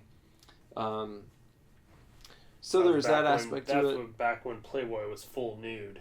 Yeah, 'Cause yeah. they're not anymore. No, I heard they're not anymore. Which is, I feel like it's I feel like just it's kinda weird. weird, yeah. Yeah, it just goes completely against everything that like they stood for Mhm. forever. Now you're just all of a sudden you're going to be Maxim. Yeah. Like, come on, Playboy. Yeah. So I mean, I've aside from that, I have heard that like the girls who live there have pretty good life, I suppose. So it's like, and some pretty famous women have gotten their start at the Playboy Mansion. Maybe they're not like winning Academy Awards, but Still. Jenny McCarthy started out as a Playboy model, and Carmen Electra. I actually saw the wrestler Matt Hardy, his wife, had just posted something thanking Hugh Hefner for like how much of an impact he had on her life, and Kevin Smith's wife, I don't think was a Playboy bunny, but she shot for Playboy okay, a couple times because he just posted about it today that that Hugh Hefner had passed and that his wife had there had been stuff his wife had been in Playboy. Is what I'm trying to say. yeah, So yeah, lots of people. yeah. I don't know. Weezer did a video shoot at the Playboy Mansion. They did. It was Beverly Hills, right? Yeah. Which was kind of seen as their comeback song in like the It was mid 2000s. I don't know. I guess you're right. Like people, the debate is always when a famous person dies. Are you jumping on the bandwagon? The only people I've ever posted about were Gunnar Hansen, Leatherface, Texas Chainsaw. Like, I wouldn't say for me personally is like, one of my favorites or anything. I love Leatherface more than other classic slashers. Leatherface as a character, and that's what Gunnar Hansen played. He played Leatherface. Yeah. But I posted about him because of the impact that Texas Chainsaw has had on the entire genre. Yeah. I was upset to hear of Wes Craven's passing, but I didn't post about it because I was just like, I'm not a huge Wes Craven fan. I wasn't at the time, Who else have I posted about? Posted about Christopher Lee because he was in Star Wars and he was in The Wicker Man. And it's been a long time since I've watched The Wicker Man, but I liked it a lot. And he's done a lot for horror. He, was in Lord of the Rings, all that kind of stuff. And I do remember posting about Leonard Nimoy because I was like, I never liked Star Trek, but Spock is like a character for the ages. Yeah. And Leonard Nimoy brought that, to pop culture. So you can't deny that kind of contribution, I posted recently about Harry Dean Stanton. Just because we have covered Repo Man and 16 Candles. I think, is that where he played her dad? Probably. I'm pretty sure. Was he also in... Or was it Pretty in Pink? Was Pretty in Pink. We covered that. We covered Pretty in Pink. So I think Harry Dean Stanton was in that. Wasn't he also in Day of the Dead? In Day? Was he in one of the Dead movies? Because I feel like somebody else was posting about him for being influential in the horror community. I don't know. Let's look it up. Pull it up. Pull it up I here. haven't posted about many people lately. Harry Dean Stanton, he was 91. Wow. Because I remember after we did the Repo Man show, I looked him up and I was like, oh shit, he's still alive. That reminds me of... I saw that, what's his name? Patton Oswalt in 2016, he posted a tweet and it was like 2016 sucks so bad it doesn't even understand the Abe Vigoda joke because Abe Vigoda died in 2016 and everyone was always surprised to hear that he was still alive, like, because he was just like, he looked like he was on his deathbed in the 80s. Yeah.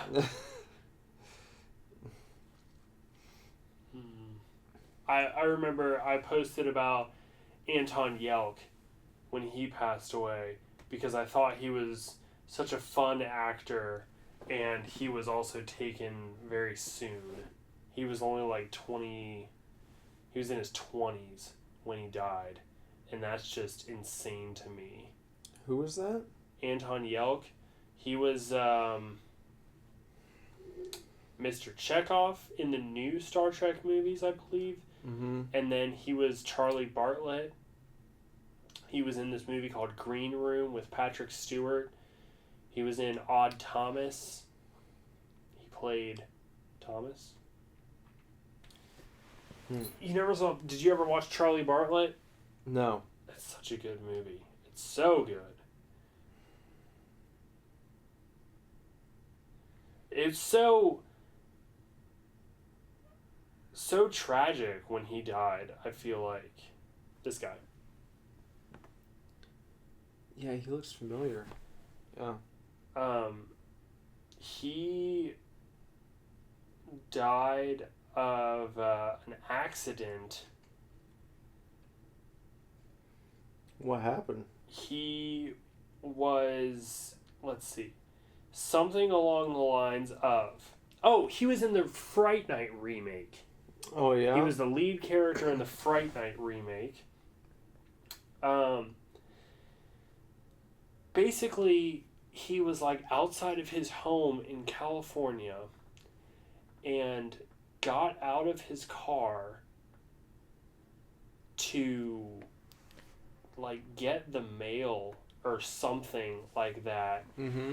And either didn't put the car in park or like didn't like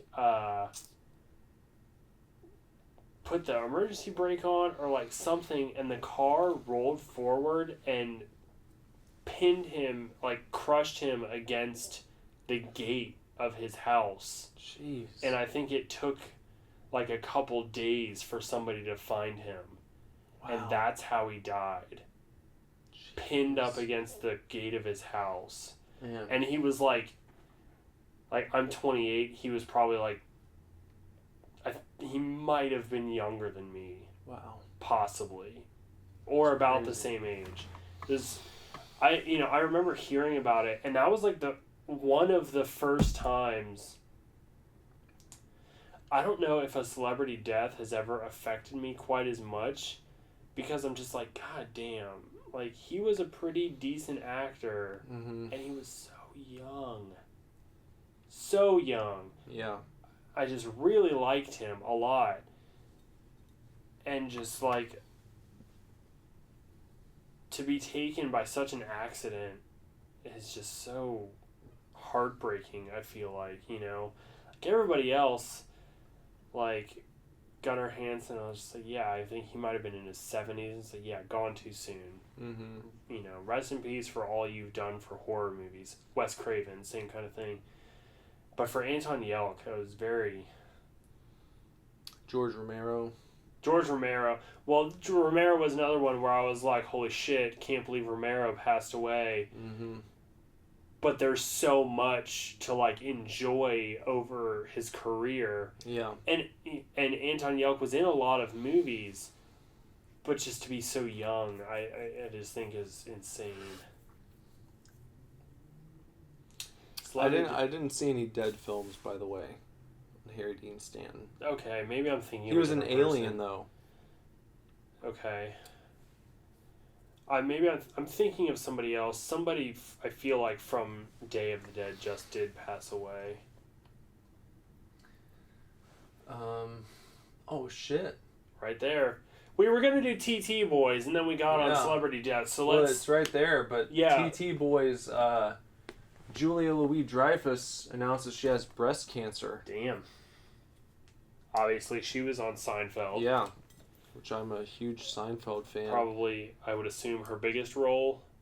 She's she's recently been on Veep. Veep, right. Which I've not watched, but I've heard it's done well. Mm-hmm. I think it's done pretty well so far. Hopefully that's something they're able to treat quickly. I just want to achieve a level of fame where if I get sick, there's a trending topic about how I'm sick. You know what I mean? Yeah.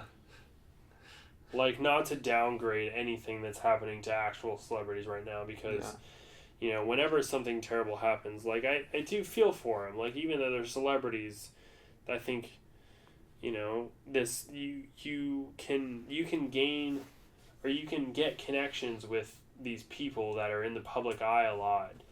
You know, and you can connect with how they're feeling. Like, God forbid anything ever happened to Kesha, because I really have connected with who she is as a person, and the things that she stands for, and the things that she writes about and sings about, and all that kind of stuff.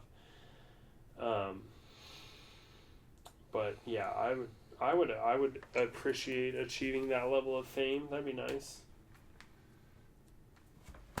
Well, hopefully, again, Julia Louis-Dreyfus gets well soon, and they're able to take care of that. I feel like in today's medical field, there's a pretty decent chance she can overcome that. So, you know, we toast to her. Yeah. Toast to Julia, to Elaine Bennis as well. What other TT Boys we got going on here? A new Hocus Pocus movie is in the works. Another remake. Another goddamn remake. Let's see if they provide any more. For the Disney Channel. A Disney Channel remake. Nobody watches Disney Channel anymore. Like, I kind of watch Disney Channel. Still? Yeah. To this day? Because, the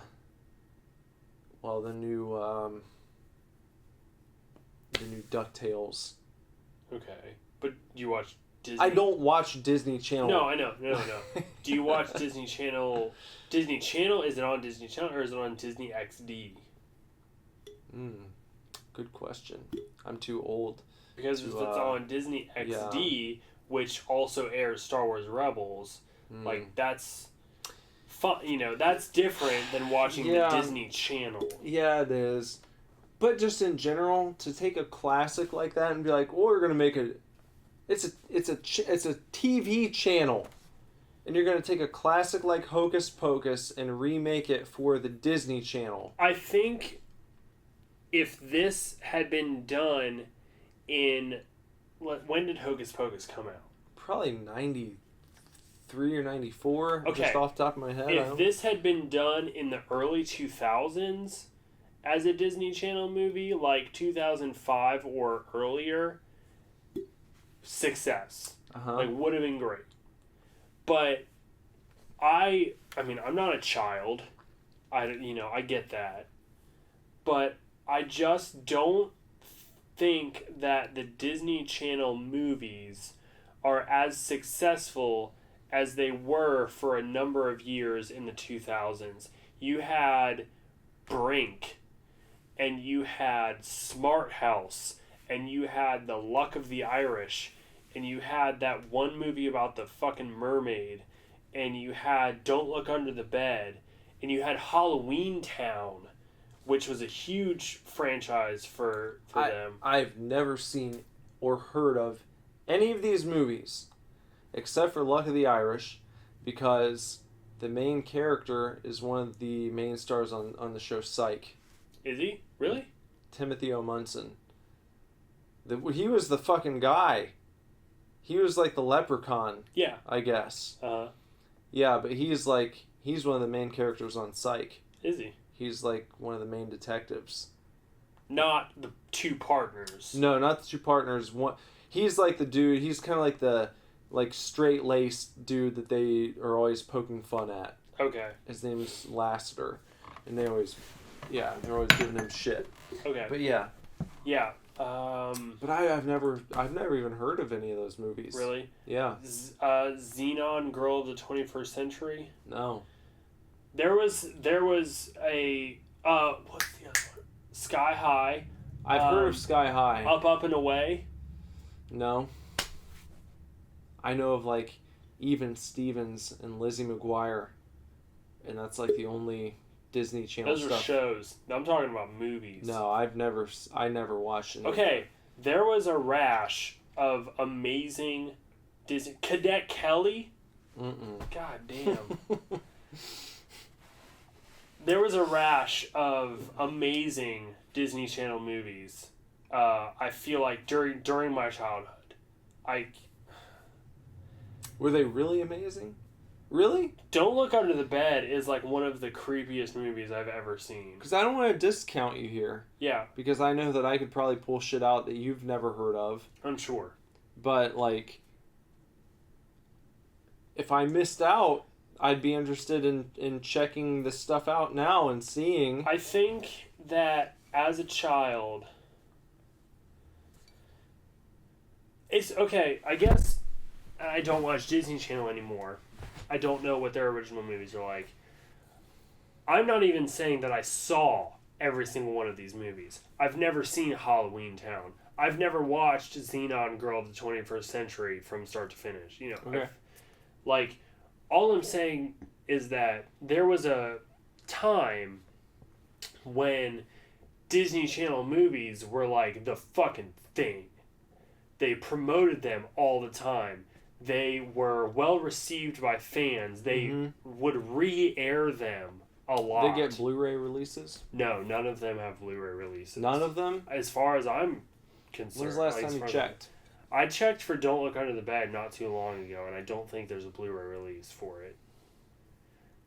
It's one of those things where, like, you know, they're just now starting to release Nickelodeon 90s shows on DVD. Yeah. It's kind of like the same thing where, like, there's a couple Disney Channel original movies on DVD, but not many. Mm-hmm. I'm telling you, dude, Don't Look Under the Bed was, like, one of the creepiest movies I've ever seen.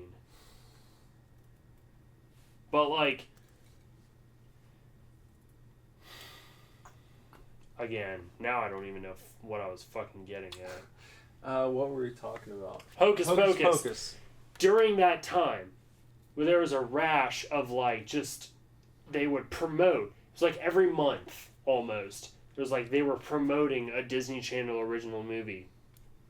And every one of them was, like, pretty alright, you know? I remember watching Cadet Kelly. I remember watching Don't Look Under the Bed. I remember watching Luck of the Irish. And whatever the mermaid one was. I can't remember what it was called.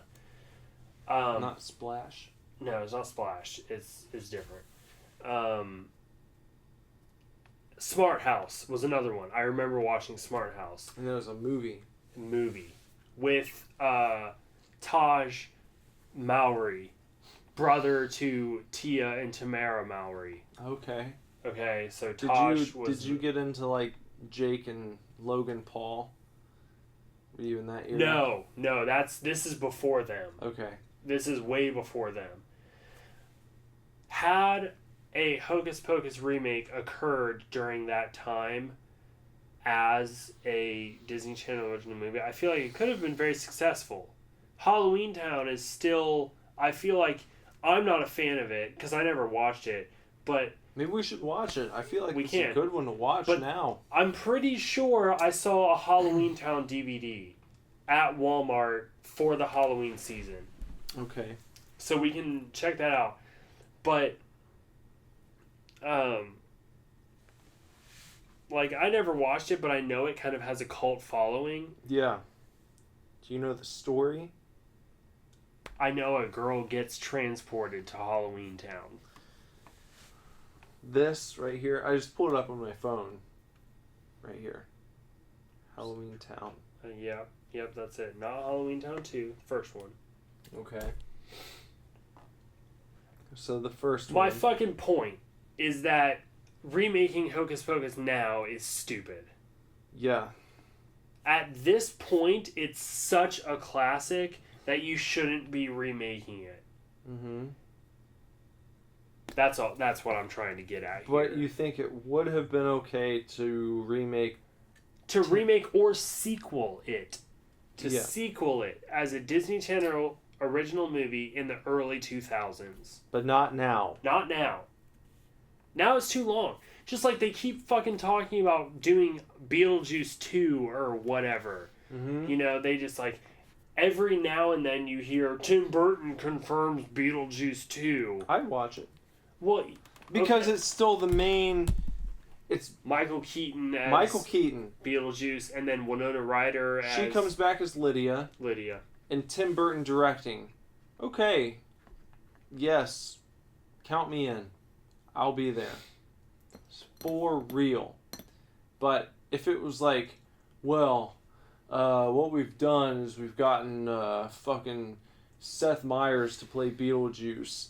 And, we're going to get Jennifer Lawrence to play Why Lydia. Seth Meyers? I don't know. Just because of, like, people from today that, like, you would hear a name thrown out. Yeah, he's relevant. He's got his own show. But if it was all the same people, fine. Why not? I guess that's the issue. Are they fucking remaking Hocus Pocus with Bette Midler, Sarah Jessica Parker, and the other chick? I doubt it. I do too. And It's that's like, why even bother? Yeah, why bother? Why not just make a new movie kind of like that? Kind of like Hocus Pocus. Why not just say, remember Hocus Pocus? That was cool.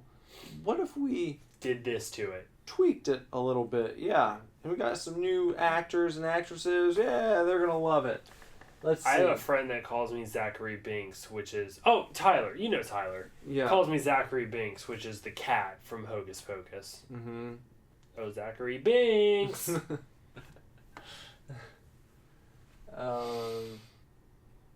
What other trending topics have we here? What's the Jane Fonda one? Megan Kelly asks Jane Fonda about plastic surgery. I read about this. I didn't read about it. You know who Megan Kelly is? No. She's like a... Jane Fonda was in Barbarella, though, right? Yeah. Well, she went on Megan Kelly's new show. Megan Kelly got into some disputes with Trump Okay. during the debates. And then she left Fox News and she was going to have her own show, like her own political type of show, like asking the big questions type of deal. And that didn't do well. Okay. So she just left and she went to like Megan Kelly in the morning. Okay. And she was like, I'm not going to talk about politics anymore. I just want to have fun. Uh-huh. And then like Jane Fonda was on there. And she asked Jane Fonda about her plastic surgery. Apparently Jane Fonda got very offended that she would bring that up. Okay. And so it's blown up into this thing where it's like, how dare you ask her about her plastic surgery? I feel like if you have plastic surgery, you're inviting people to ask about it. that would be... Yeah. That would... I think that's a common sense approach. It's like you used to look like this, but now you look like this. Yeah, so what's up with that? So what's up with that? But I just realized Jane Fonda is also on the show Grace and Frankie, which is on Netflix, which is a great show that I watched possibly the first season of. And you say Will and Grace? No, Grace and Frankie. Grace and Frankie, okay. Yeah, pretty sure Jane Fonda is on that. Okay. That's all we got. I guess if you're going to get plastic surgery, the TT boys would say, be prepared for people to ask you about your plastic surgery. Is that... That's my Is that take cool? on it. If you fucking get plastic surgery, expect to be asked about it. Like, it's like if because it's so common, but I still think it's like really taboo. Like if somebody gets a plastic surgery, they're just like, "What did you get plastic surgery for?" You know. It's well, even if you came over next week and my face looked like I was a completely different person, yeah, I would expect you to maybe be like, "Hey, "Whoa, what's up with that? What happened to your face?" Just, yeah. So, I would side with Megyn Kelly on that one. Yeah, definitely. It says here, Prince Harry. Meet Prince Harry's popcorn thief, Emily Henson. That's all it gives us. That's it. Yeah. So we have to Emily speculate on that. Henson stole some popcorn from Prince Harry. Or for him. She steal it for him or from him? It doesn't say. For him seems more likely because from him, like how? How are you gonna steal How you popcorn gonna, from the prince? Yeah. The Prince of England. Maybe he was like sitting there, and he was like, "Hey, steal me some popcorn." Yeah, and she was just like, "Yes, my liege." Yeah. She went and tried to steal him popcorn. She got caught, and she was like, "I wasn't stealing it for me. I was stealing it for the prince." Yeah. And he was like, "I didn't tell her to do anything." I don't even know who that bitch is. But her name's here, Emily Henson. Is she famous already, or is she? Well, famous? she's not famous enough for you to know her name. Apparently. Or I don't know. I don't know who she is. Who's Mae Musk? Mae Musk, the newest cover girl, is the 69-year-old model. CoverGirl announced that its newest ambassador is a 69-year-old model and timeless beauty. Well, she looks. Mae Musk. She looks easy breezy and beautiful. So she's a CoverGirl. CoverGirl. No problem. No problem there. Fine. Cher. Cher. A Cher musical is Broadway bound. Just about Cher. Oh. I guess. I mean, You gonna go watch it? do you believe in life after love? I mean, that's all I know about Cher, you know what I mean? Like, Yeah. I'm not going to go watch it. No. No.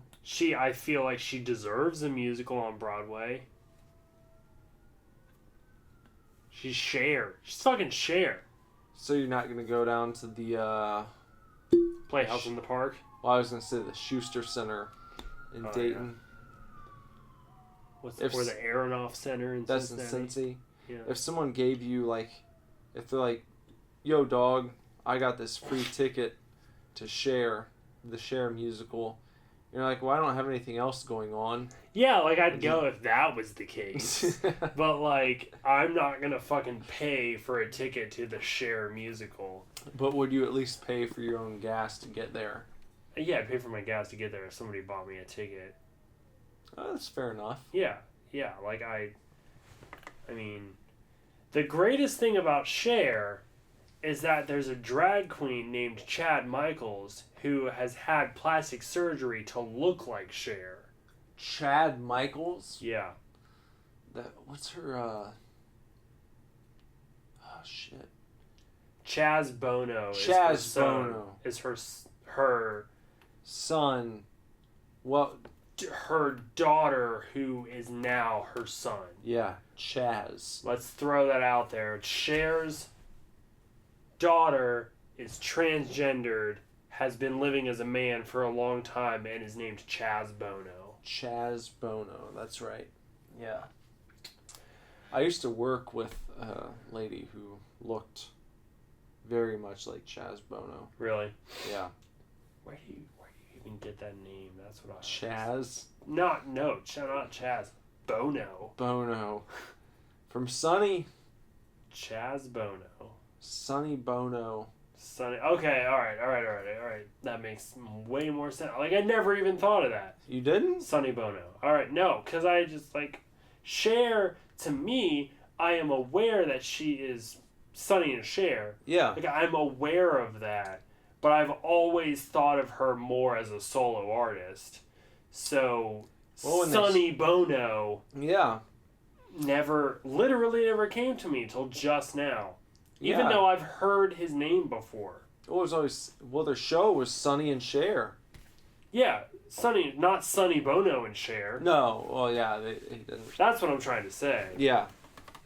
Chaz Bono. All right, well, okay, Chaz Bono. There you go. That's where it comes from.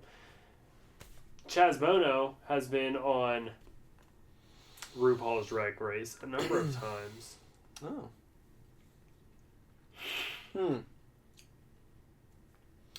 Seems like it would be at a loggerheads with the drag community. What do you mean? Someone who says they're transgender versus people who are just like transvestite, if you will. Yeah. Where it's like they're just doing it for fun on the weekends. No, I don't think that's what it is. I don't No? think that's how it is. I think it's a lifestyle. I think it's a performance. I think it's an art form. Well, no, I'm saying it's not. Yeah, it's a performance for sure, but I think because you see like RuPaul out of drag, and it's just like a dude. Regular gay guy. He's not living as that character all the time. So I would think that there would start to be this thing where it's like, oh, you're...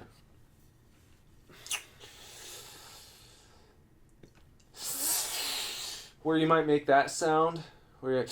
Yeah, but I think that within that community, for Chaz Bono to be trans, but be sort of accepted and, for lack of a better term, glorified by cross-dressers, by transvestites, not transsexuals. Mm-hmm. There's so much more. I feel like, my mom and I were just talking about this regarding the movie Freaks. Yeah. Where, no, I don't think that it's 100% accurate, but in the lamest of terms that I can put it, the freakier you are, the more willing you are to accept freaky people. Mm-hmm. So, in essence, because there is this show that brings the drag community to the forefront of popularity, it's like why would Chaz Bono have a problem with it? Because they accept him, so why shouldn't he accept them? You know what I mean? It's not always the case. I don't think that it's 100% across the board that for, just for conversation's sake, freaks accept freaks. Yeah. But I think that is way more normal for people who are of a certain persuasion to accept more people. What is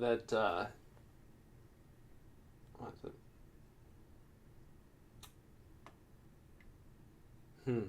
What do you call that? Turn of phrase? Certain persuasion? Mm-hmm. That just struck me as funny.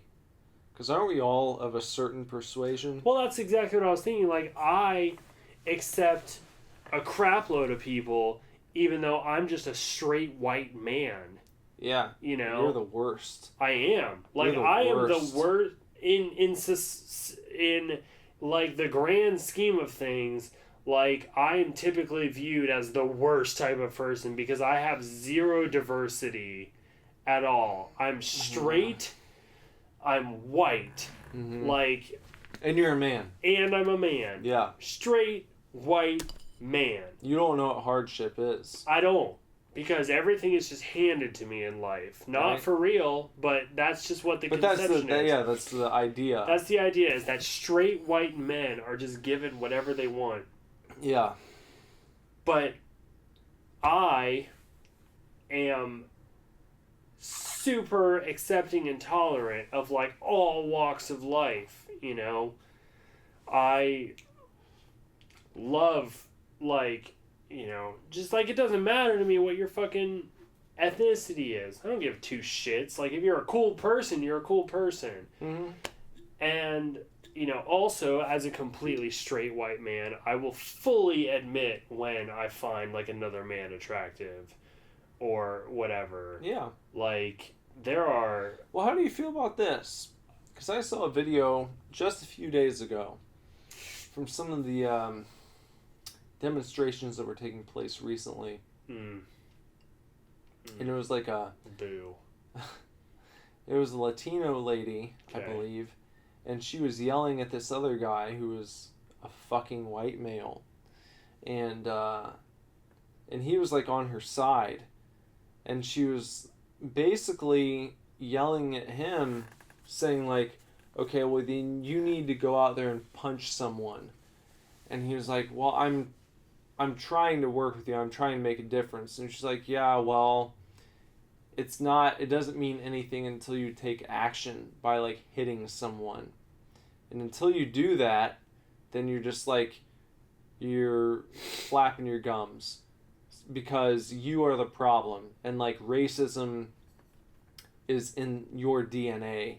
And, like, you literally are the evil at work. And the only way that you can absolve yourself from that is to go out and punch another person who is, like, a white supremacist in the face. Like, that's the only way that you can absolve yourself of the sin of being born a white male. And I'm just like, well, that seems a little dangerous to me to start.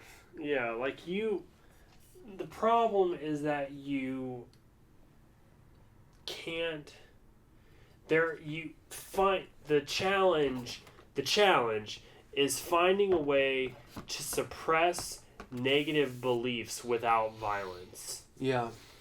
I don't think that white supremacy and Nazism has any place in our society.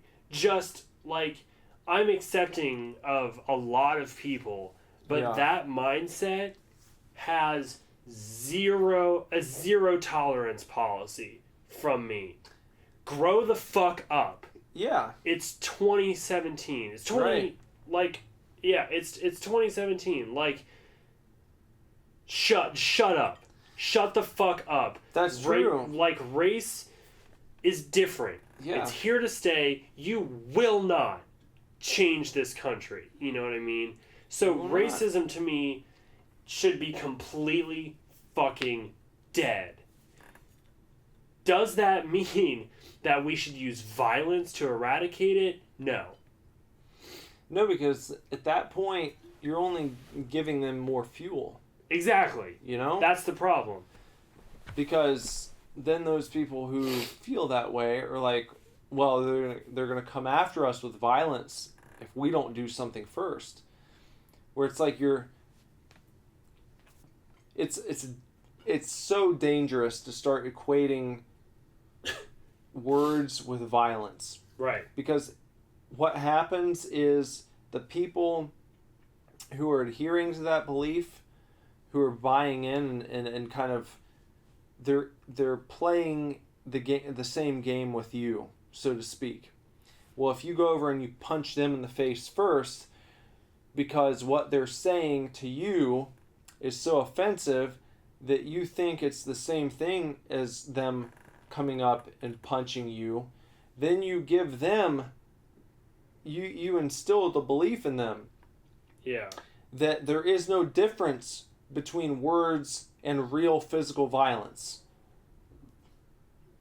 When you do that, you completely negate any reason they had in their minds for holding back physically. Right. And then they're going to come at you violently. Yeah. And that leads to a bunch of fucking shit that we do not need. Right. We should trust in the ability of ourselves as human beings to talk these things out in a system like ours, where it's like, maybe you don't agree with this guy saying, maybe what he's saying is really vile and awful, and it's just like there's no place for it here, but he can sit over there and he can yell all he wants to. If he comes over and punches you in the face, then he's going to get arrested. He's going to be taken away. And people are going to see that because we don't tolerate that. And I think it's really difficult for people to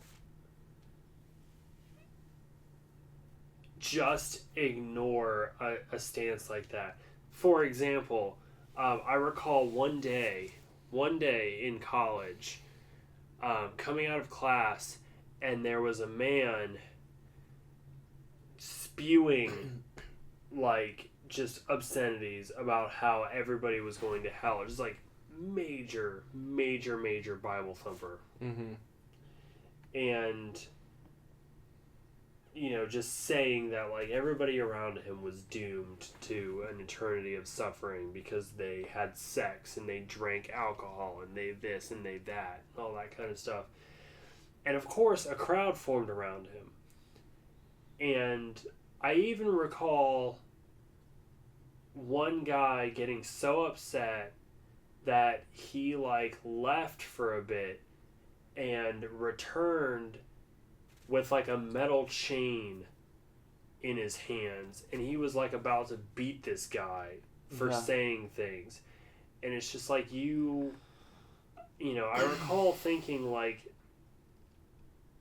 standing there, and it's why I left the group too. I recall standing there and just being like, that's what he wants. Yeah. Like, he is spouting these negative feelings and these negative thoughts and all of these obscenities because he wants people to get angry, because if people get angry, it justifies how he's feeling. Yeah. And I think it's so difficult, even for me at times, especially if I were to like be faced with a member of the KKK. Mm-hmm. Like it's very difficult for people to see this kind of behavior and just ignore it. Yeah. But that's how it goes away, Yeah. Because I would imagine if you look at the numbers, racists in this country are likely dwindling. Mm-hmm.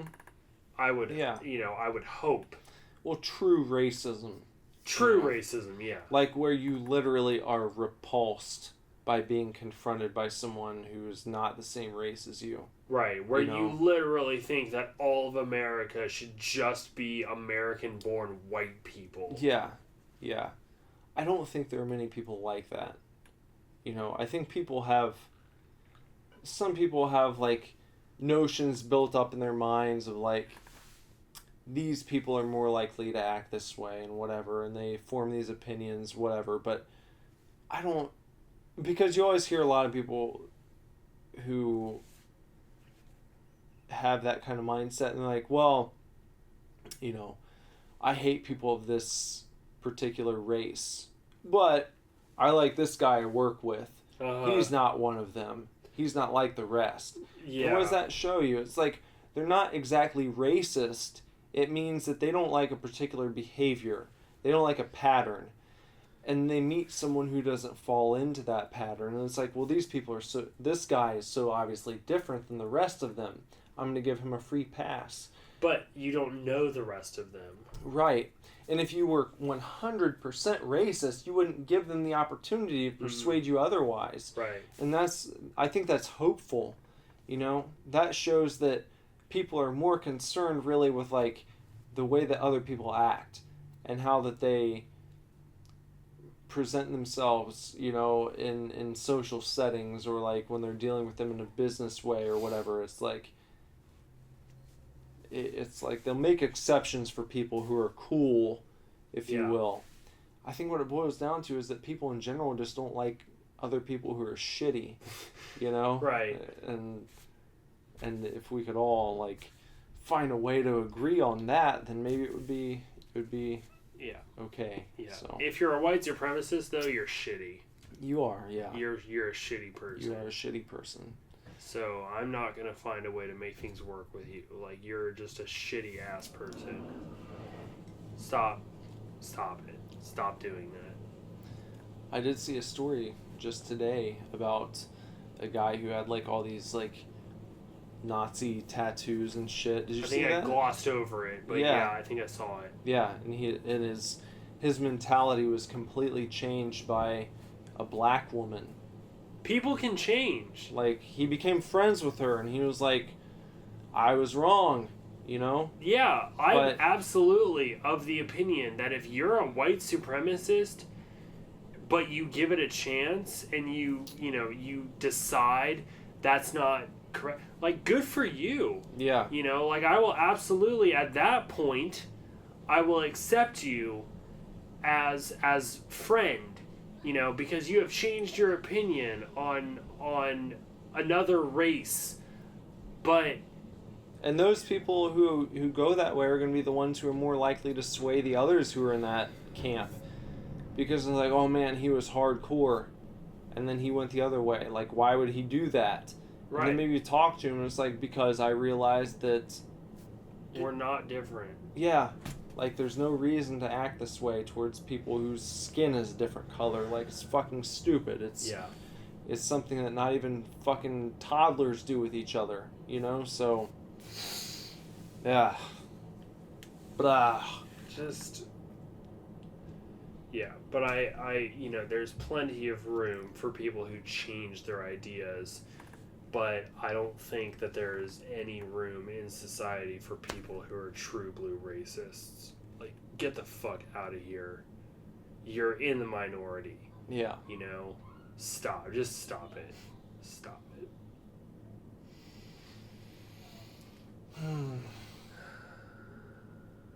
Well, Seems like a decent stopping point right there. that's a heavy ending. Heavy. Super TT heavy. boys. Yeah, the TT boys. Bringing it back. Maybe we'll do another TT boys next episode. Yeah. It's a good show, though. Yeah, it was a good show. Alright, well, hang out for the outro, and we'll see y'all out of here. Yeah. Bye.